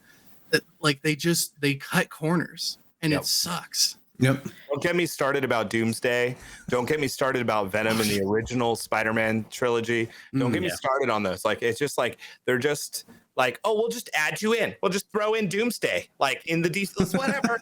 It's not even needed. It's not. It destroys and kills Superman. It's the first person to ever do it. You're just gonna throw him in there. No, it's not even needed, dude. It's not even needed. Idiots. Like I want to slap somebody. I'm like, do not just throw Venom in with Sandman. I'm sorry, it's not okay.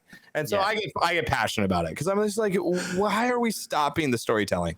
And that's what Marvel has done from the beginning. They're like, we're going to tell Iron Man's story. Yeah, we're going to tell this person's story. We're going to tell this person's story. And guess what? They're all connected. We're going to show you how that connects, but we're not going to make that the goal. And then DC's over here like, let's connect it all right at the beginning. It's like, go away. Just go away. Doctor Strange 2 opens with a wedding or not opens, but he's at a wedding where he's just a guest. Like, that's why Marvel is so fucking good. Like, there's some huge character moments with him just sitting in the crowd at a wedding talking to Dr. West. And like, you find out so much about Doctor Strange and his personality just for those like 3 minutes.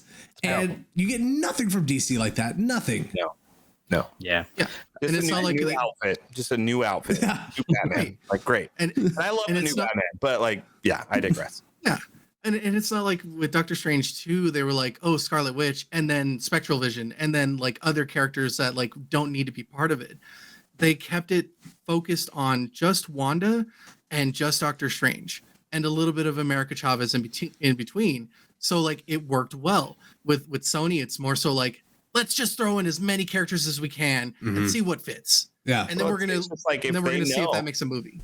Yeah, if they know that character is in the movie, people will buy it. And that's the bummer part is we're those suckers. I'm not that sucker anymore for DC. I'm not. I won't watch it opening night anymore. I just don't like I just think it's not okay that they can get away with that anymore. Like that's just the reality. I'm not going to go watch it Morbius open night. I'm not. Like, it's just I already know. Like, you can tell. It's like night and day difference between something that is really polished and well done and something that is not. And I don't want to be the person that enables that behavior anymore, because we could do better. Like, and you have done better. We have seen products that have Into the Spider-Verse. And so I'm not going to sit here and just pretend like it's okay. I'm sorry. I'm going to vocalize it. And I think we as a community need to, like, even though we love those characters, if we love those characters, we want to see them in the best forms of who they are. We want to see it.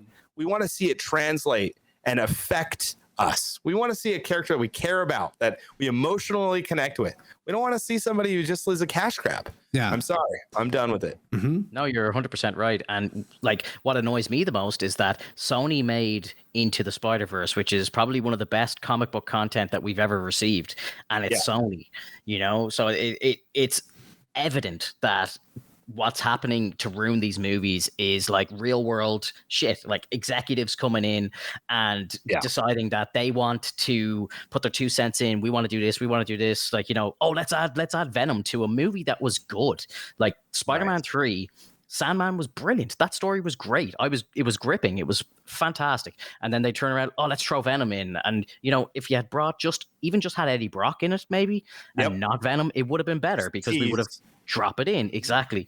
And they just got, it's like these dudes just want to make as much money as possible. Let's throw Venom in. He's a famous villain, Well, what's funny is Marvel's making so much more money than you. I know. They're doing it right. This isn't me being stupid. It's me, like, it's your best interest too to do it right. Yeah. Because look at Marvel. Marvel is making, Disney bought Marvel. Disney did not buy DC. There's reasons for that. Like, I'm very passionate about this. I love it. Keep it going. It's so stupid. Yeah. And I don't know why. And that's what's so great about Kevin Feige moving his way up and getting more and more, like, he's in Star Wars now. He's like, this is great news for people that are fans of Star Wars. This is because Star Wars is a similar problem. It's like, it's Star Wars, lightsabers, woo woo woo. Come on in.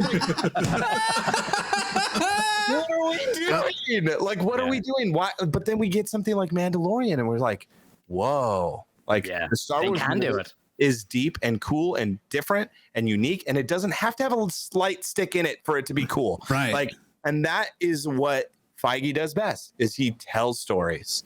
Stories we care about with characters that we don't know we care about yet. Moon Knight is a good example. And then all of a sudden we are invested. Yep. And so I think if we can get more Feige's, if we can just duplicate Feige and give a few of them to the DC universe and Sony, like, we are like, this is going to be the best content we will ever experience in the history of our life. Yeah. Can I just tack on to the Into the Spider-Verse thing? Like, Yes. that movie, they had put so much love and effort into that movie that I was just, I stood up and was like, that was amazing. I want to watch it again. I want to look at all the things that I missed. I want to see everything that they worked on. All the characters that were in there, none of them fell flat. None of them were like inconsistent. None of them like were just like, it just felt wrong to be there. It was perfect. So why couldn't they just translate that to live action? Yep. This is the problem. You know, it's all these boardroom fucking meetings where these guys are just all like, we need to make as much money, we need to do this, let's change this, let's cut this. Whereas when it's an animated project, those guys don't care about that. It's like, oh, it's animated, it's for kids, who cares, you know? Whereas I went to see Into the Spider-Verse in the theaters. I brought my girlfriend with me. She doesn't like animated stuff at all, and we walked out of that movie and she's like, that's one of the best movies I've ever seen. It was incredible, you know? So like, Sony, they can do it. That's a different group of people entirely that created that film, right? Exactly. And so like, it's just like, if that works well, just tell them to be more in charge. You know, like, give them more power. Like, quit giving the people with that make really bad decisions more power. That would be cool. That's a good idea from just any type of smart person. If I own Sony, I'm literally giving full creative control to Marvel, and I will start making billions of dollars. It is so simple. It's so simple. Totally. Well, okay, so take it into perspective, Insomniac made Spider-Man. You know what Sony does when they do with their games, with their developers? They tell them, you do what you got to do. We're just going to publish you. Yes, we're going to we'll take care of you. Just do what you want to do. Why can't they do that for the films? Because Insomniac Spider-Man is probably the best take of Spider-Man ever as well. It's incredible what they've done with those games. It's amazing. It's amazing. That is like the most Peter Parker I've ever felt, you know, and like that scene in that first game where Aunt May dies, like I'm holding my controller in my hand. I'm like, oh, I don't know what's happening here. Like, I'm like, this is incredible. It's bringing out emotion in me. Like, I feel like crying and I'm playing a video game. It's crazy. Yeah, no, the Insomniac games were just incredible. And I think it's just Hollywood. Like, I think the Sony execs are just Hollywood elite.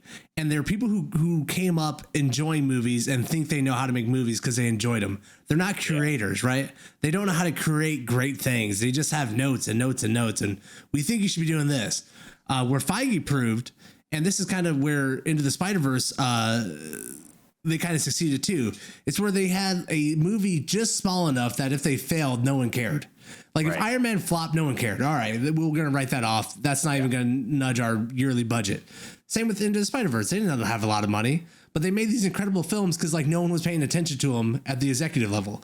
And Feige is in this like such a unique position where they started off so small with him, and he was so successful with what he did. He was able to like get up fast enough into that ladder where like he can't really be messed with anymore, and he's able to do what he wants. Like it's just awesome. Like whenever you see, like he's starting to put it everywhere now. Like this is a Kevin Feige production. You're like, yes, it is. Give it to me. A Kevin Feige movie is at the end of Doctor Strange before it goes. The last thing you see before the after credit scene kicks in, it's like a Kevin Feige production. Yeah. He owns it. Yeah, and it's reached to the point though, like that. Even though Kevin Feige has a hand in it, some of the execs still want to put their hand in the cookie jar by like doing trailers, tons and tons of trailers and TV spots that basically spoil the rest of the movie. Like all the big things that you want to see, all the things that you want to be surprised with. All of a sudden, TV spot. There it is. There's a fight scene between Gargantos and America Chavez. I wish I had not known. Yes. Yeah. Dude, if you really look at the trailer and you think about the movie, there's not a scene in the movie. There's not a scene or a place we go to that isn't shown in the trailer. They show you everything. And I didn't think they did until I actually watched the movie, but literally every cool moment from the movie is in the fucking trailer. Aside from the Illuminati, like getting blown up by Wanda, like you see every set piece, you see every location. Like we see Doctor Strange in his like ultimate form where he's got like 18, ghost hands around him. Like you see that. And I know. Come on, man. Yeah, if you got to critique Marvel as a company, I think, their marketing team needs to be reevaluated because they're going too far with it now. And I think I've brought this up on the cast before. And I remember it became very blatantly obvious during, I think, the press and promotion for Black Widow, where I went onto YouTube one day, and if I see anything to do with comic book stuff, I'm most likely clicking on the link, you know? And I was like, ooh, it's like a random, like, 2.5 minutes of Black Widow. I'm like, oh, okay, let's check it out. And I see this like cool car chase, and I'm like, why am I watching this? Like, what is the purpose of this view, like being out of there for everyone to watch? And then when I'm watching the movie for the first time, I went to the theater to see it, and I'm sitting down and I'm watching the film, and this like 3-minute sequence comes up, and I'm sitting there going, I've seen this already. Why am I watching something for the second time in a theater experience, which I'm going to see for the first time? It's just crazy. And I think they're in this habit now of like an official clip, an official 5 minutes. Here's the first 10 minutes of Uncharted. Like Sony put out the first 10 minutes of Uncharted on YouTube. I'm like, who's watching that? Like, why? Like, you know, I don't understand. I really don't understand. Typically speaking, a trailer should be like pretty much the first act only in terms of like what they reveal, and then a tease of something significant. Like that's kind of how historically a good trailer kind of works. And I feel like they just they abandoned it. And maybe that's because of how much it got rewritten. I don't know. Maybe it's because of I'm trying to think of the first act of Doctor Strange. Maybe there isn't that much interesting things in it to be able to capture, you know, someone's attention. But it is interesting that Doctor Strange feels like the exception for the most part. Like, Eternals wasn't really that way. You know, like we don't really know who the enemy was in Eternals. Mm-hmm. Like, I just feel like it's kind of uniquely a Doctor Strange problem, it would seem. Mm-hmm. Maybe. And I feel like the budget for this, it's like they kept showing you more and more as the advertising went on. And it's like they weren't seeing the sales they wanted to see. They're like, hey, look at Xavier in this spot. Oh, we still didn't get the sales we want to see. Look at Xavier's yellow wheelchair in this TV spot now. It's like they just keep progressively showing you more so they can sell it. Yeah, they're watching the insights, going, oh, "Okay, yellow chair. Now we've peaked interest now." Yeah, you know, yeah, like that's a problem. Like, you know, as you said earlier on in the cast, SquatingDog, like it's a business, it's a money thing. You know, they want to keep as much money coming in as possible, and they know. And like, you know, some of the creators that I watch, they also, like, you can get a good reading of how well something's doing with how much you see it on social media, how much, like, you know, a breakdown video of a trailer, how many views it gets for like one of the top creators. If it's not hitting as much as something else, they know straight away, like they can tell. So Marvel has all this information. So obviously they're making a decision themselves to go, okay, you know, this isn't as hyped as No Way Home was. Let's put Charles Xavier out there, and then it's like, boom, everyone's hyped then. Yep. But it's like, you know, I can understand from a financial point why they're doing this, but, you know, as a fan, I would have jumped out of my seat if I didn't know Charles Xavier was going to be in the film and that hover chair came in. Yeah. I actually would have leapt out of my seat. You hear the guitar? It would have been incredible. Yeah. It would have been so good. And the same with the Hulk and Ragnarok. You know, he had no business being in that trailer at all. It was just crazy, you know. So they could have done a cut. It could have shown like some, you know, like loud banging, and then you hear the door break open, and you don't hear a roar. All you see is it going back to Thor, and he goes, "Yes!" And then that's it. And then that's you're like, "Oh, from work." Yeah. Like, but imagine all the theories. Imagine how that would have like sparked so many conversations. Mm-hmm. Who is it? Who's Thor looking at? You know? Yeah, it would have been great. Would have been great. Can I say one thing about Doctor Strange? Yes. I always kind of like have a theory about who should be like the next Stan Lee in terms of like who's making that cameo every movie. Mm-hmm. I'm throwing my hat in the ring for Bruce Campbell. I need Pizza Papa or Bruce Campbell showing up in every MCU from here on out, because he was so fantastic and he's such like a cult, like a beloved cult figure. They need to have Bruce Campbell making MCU cameos in every movie from here on out. He was the best. I want to see Spider-Man 4 with Bruce Campbell as Mysterio. We need it, bro. The script is written. It was done. It was meant to start shooting in 2011. Let's do it. You know, second after credits. Sam's down. Sam's down to come back. Toby wants to come back. They all want to come back. Bruce wants to come back. Do it. Do it. No, Sony's making it. Don't do it. Get away from this. Spider-Verse 2 might actually do some of that stuff. I think we might see a lot of that in Spider-Verse 2. I think we might get Miles through that, but... I wonder how they'll do Miles. I'm sure it's got to be soon, but I've had a pretty good theory about Into the Spider-Verse, which I'll let you know and see what you think. So, you know, the way between the first and second movie where each time that he hops into a different universe, the animation style is different. Yeah. So I wouldn't be surprised if it gets to a stage where he goes into a live action universe, and then that's the 616. And, Absolutely. I think That'd be that's where that would be so good. But then again, only if Feige's in control, Yeah. Please don't give us Morbius style Miles Morales, please. Don't make us cry. Bro, Miles Morales is going to be the Spider-Man in that universe, and I don't care what you say. He is 100% Sony's Spider-Man in the Morbius universe. There's no way. Oh, yeah. And you know how you know? Because Andrew retired from acting. He said, Morbius is so bad, you're not going to pull my ass into this franchise, okay? I'm retired. Good on him, though. Good on him. I will never trust another word out of that man's mouth. I'm sorry. I will never trust another word out of his mouth. He says he's retired. I guarantee he's working right now. I'm just taking everything that he says. I'm going the exact opposite with it. He's texting on the green screen set. Yeah. I am retired right now. This is ridiculous. In the Spider-Man suit. Well, I wanted to speak with SquatingDog about a concern I think we've all had before. SquatingDog, how do you feel about heroes or actors wanting to take off the mask as much as they can just to show their face? As opposed to like the comics where they usually keep the mask on like the majority of the time. Like the actor themselves wants more face time in a movie. Is that what you're saying? Yeah. Kind of like Mandalorian with Pedro Pascal, and I don't know if you've watched any of the Halo series, but that's just a joke that we've always had on the podcast since it's come out. Yeah. I mean, as an actor, it makes sense, right? Like if your face is like your most valuable asset to getting more opportunities, and so I think like from an actor, yeah, sure. I think we're at an age though where like I can't imagine what it would be like to be approached by Kevin Feige and be like, "Hey, we're looking for this character. We think you would be great. What does the next 10 years of your life look like?" Yeah.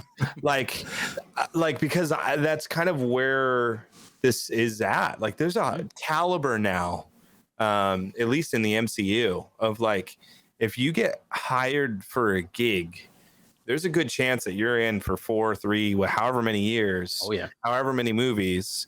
And I think like to where it gets weird when you say yes to that and then you forego the direction they're taking the character. Like that feels weird to me. It feels kind of selfish to me. As an actor that doesn't give a shit about the character probably, but you see it as an opportunity, sure, be selfish. But like if you are taking on a role that has significance to others in a massive community, you have to get that in your head at some point in time. And so I feel like whenever I hear those types of arguments, I just see a disconnect with the actor and the community, the actor and the like person that they're playing, and they don't feel the weight of it. I think that's what it comes down to me. It's like, okay, you're kind of like an actor that's like more, you really don't care about this community at all because you care more about that than this, even though you're probably being paid more than any other actor out there right now. So I think that's kind of where I'm at, is like you could be an asshole and ruin the character for everybody, or you can just see it as an awesome opportunity and a cool ride that you probably wouldn't have gotten. And so that's kind of where I stand on it. I think it's a bummer when you hear about it, but it makes sense sympathizing from an actor standpoint. It's stupid if you haven't done your homework. Right. Yeah. And I think that, what Finto mentioned before with The Mandalorian, Pedro Pascal is such a great actor, but he allowed himself to not show his face until near the end of each season. Yeah. And gave the audience the ability to speculate who that person is under the mask. And that's one of the best things I love about superheroes is like, of course we read the comics, so we know who's under the mask, but when you see comic characters interacting with other characters, they're speculating who's under the mask. And I think the mystique or the mysteriousness of it is what drives me to be like, I want you to just keep the mask on, please. Like, I know who you are. I can see the casting card I can see that you're in there, and I know your face. I just want you to be the character. Yeah. It's a very valid point, and I think it's making me think now back to the Book of Boba Fett, for example, and we see that the Mandalorian gets kicked out of the Kree, and he's no longer a Mandalorian. So I'm like, was this the story all along, or are they now having to write this in as the story because Pedro Pascal wants to take the helmet off? And if that's the case, that's a bitchy move. Yeah, that's a really, really bitchy move. Yeah, I hope that that's not the case, because that's like such an insensitive way to go about it. Like, in my opinion, like have some respect to these characters that have been historically known for who they are way longer before you were an actor. Like, have some homage, have some respect for that. Like, that's not cool. And when it comes to like the production, the art side of it, like these people just have to be more creative. You know, I think from a storytelling part, it's hard for these people to be like, we're going to tell the story of the Mandalorian with his mask on, because you can't see any of his emotions at all, right? But then you look at things like Iron Man, where they found a way to have Robert Downey Jr. show his face while in the mask the entire time. They found a creative solution to that. You look at Spider-Man and Tom Holland's Spider-Man, where they finally figured out a way to leave his mask on more. And it's because they like found a way to animate his eyes and make it like with all the tech to show his emotion to you. And so it's like these people who are creating in TV and movies, they just can't find a way to bridge that gap, right? And so it's like they're open to the idea, like in Halo, of taking off the mask. It's like, how do we show emotion for Chief? Well, part of the thing that's cool about Master Chief is that you don't get to see his emotion. It's like no matter what, he's Master Chief. No matter what's going on around him, he's this helmet. And them taking off the mask, like it ruins the story of Master Chief and the storytelling Halo, because now he's not this stoic figure that's bigger than everything going around him. Yeah. He's this dude who you see his ass cheeks out in the shower. Yeah. It's just, I'm like, okay, Master Chief.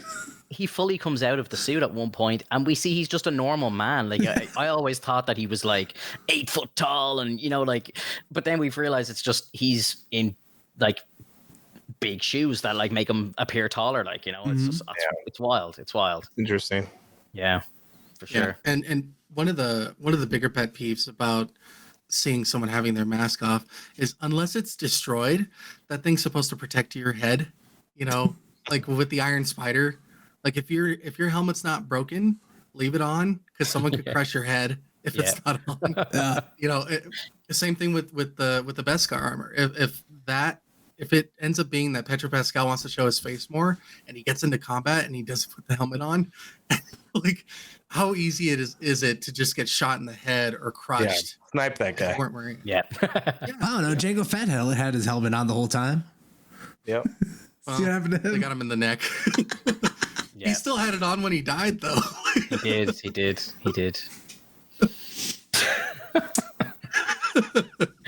Squatting, just as we're talking about a bit of Star Wars, are you looking forward to the Obi-Wan Kenobi series? Oh yeah. Ian, me and him, I love that guy.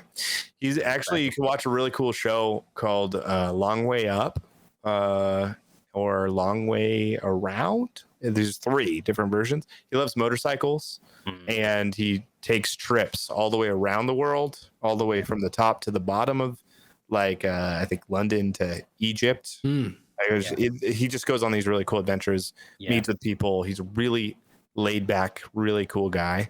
And I feel like I know him personally because of it. But I'm excited about the show. The trailer was gnarly, super. I got goosebumps at the Darth Vader scene, so I'm excited to see where they go with it. Star Wars for me, I'm always wanting it better than what we get. I feel like it's just like they haven't found themselves in this new generation. I think we're still waiting on a Feige type of magic to revitalize it. I think 7, 8, and 9 are embarrassing. And like I always try to put I'm a streamer, so I always try to put my head where like a kid is at right now. It's really hard to sell anything Star Wars related to a kid right now, if you really think about it. If that's the next generation right now, they're just paying homage to people that are getting older that loved it from the beginning. And I think like they haven't captured the younger generation, because if you really think about it, you go, hey, just go watch 4, 5, and 6, which are super old and don't hold up very well and are models of space. Like, and that's a hard sell to a kid. And then you go, well, wait, go to 1, 2, and 3 when we first learned that CGI was a thing and we overdid it really too hard. And like, that's a hard sell when you see Jar Jar Binks as a real character.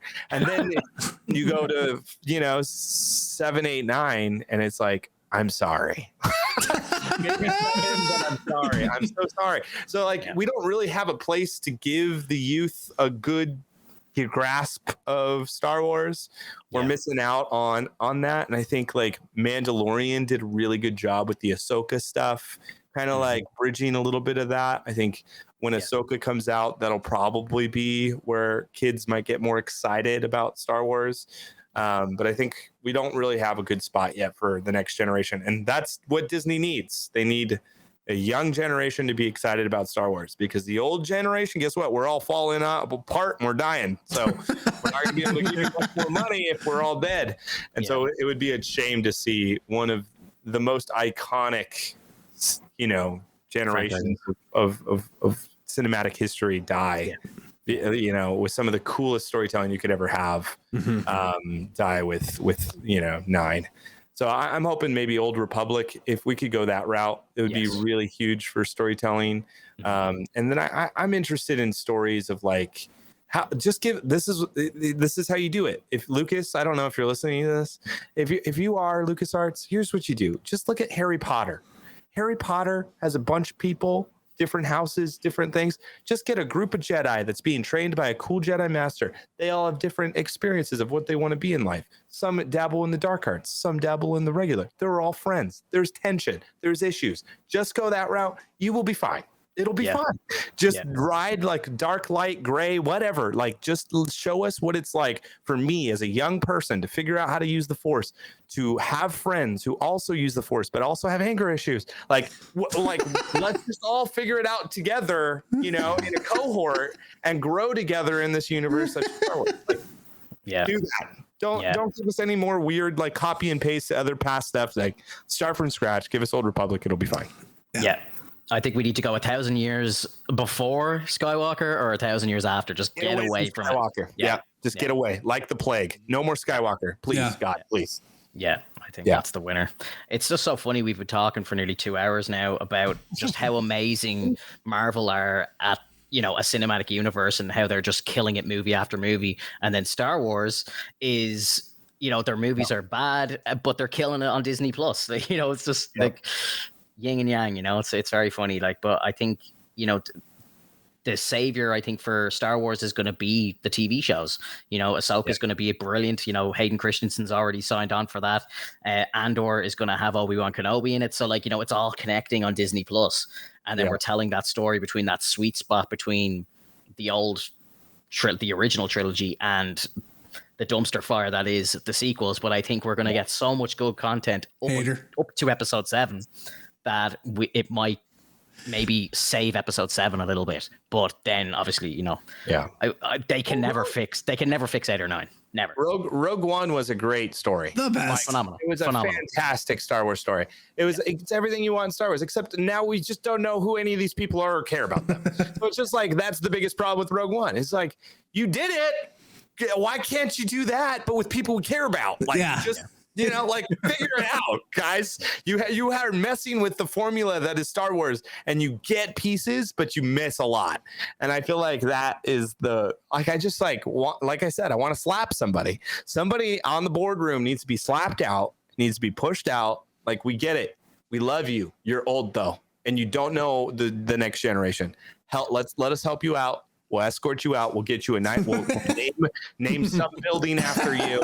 But please leave. You do us all a favor. Yeah. Which is something that George Lucas was honestly brilliant for, because when he made the prequel trilogies, he reinvented Star Wars for a young generation. He didn't want to redo the same thing. He's like, this needs to be a new entry point for young people to come into it. And I think they had similar ideas for the prequels, but then they just fell flat, and they tried to tie it way too hard into the old ones, but without making them or respecting the original trilogy. It's like they wanted to bring you along just for the money. And then it was the director issue, right? It was like throwing a football to a different director. It's like, we're gonna move the story this way, and they're like, oh, we are, shoot, okay, like, yeah, this connects this way now, and this connects this way, and they're like, here you go, next director, and they're like, wait, what, you did that with the character? It's like, oh shit, like, well, maybe it was just like, unfortunately, like, passing it on did not happen. There was nobody that did a good job of like connecting the director and the big overarching story. And I think like Feige coming in, hopefully, I you know, he's got his work cut out for him. There's like so many problems with a lot of things, but if anybody can do it, hopefully it's him. Did you know that Disney bought George Lucas's scripts for 7, 8, and 9, and then just put them in a drawer somewhere and refused to make them? Yeah, like, you know, you've got the source material from God himself, and you're not going to even try and use it or any of it, you know? He just didn't want. They wanted the NDA in those contracts, is what were on those scripts. You know, they're like, George, we're gonna buy these from you. Don't tell anybody what they're about. All right, that'd be nice. Oh, 100%. Yeah. Squatting, do you have anywhere you need to be, or are you happy to do? I do have a stream, so I'm streaming right after this. So when we wrap up, I'm gonna be back on the air. Excellent.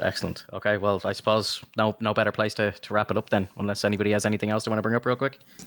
Squatty, thank you for coming on. You're such a fantastic guest here. I loved all your insights in the MCU and your passion about DC and Sony's expert movie making. Yeah, dude, that was beautiful. You really fit in as if you've been here for 20 podcasts already. You know, I feel like you're one of us. You know, so I don't know if you want to tell any of the listeners, give a shout out for where they can find you. Yeah, thanks. Honestly, it's so fun to be in the podcast space. I have my own podcast called Invaulted. You can check me out there if you like the podcast format. I'm also a streamer, content creator. You can just search up SquatingDog literally on any platform. I'm on TikTok as well. So yeah, it's an honor being here with you guys. Love the conversation. Love what you guys are doing. Keep up the great work. Would love to be on hopefully another time. Yeah, dude, we'll have you back whenever you want. Like, absolutely, 100%. All right, guys, take it easy. We'll talk to y'all soon. See you on the next one. Bye. All right. Bye. Thank you, everyone.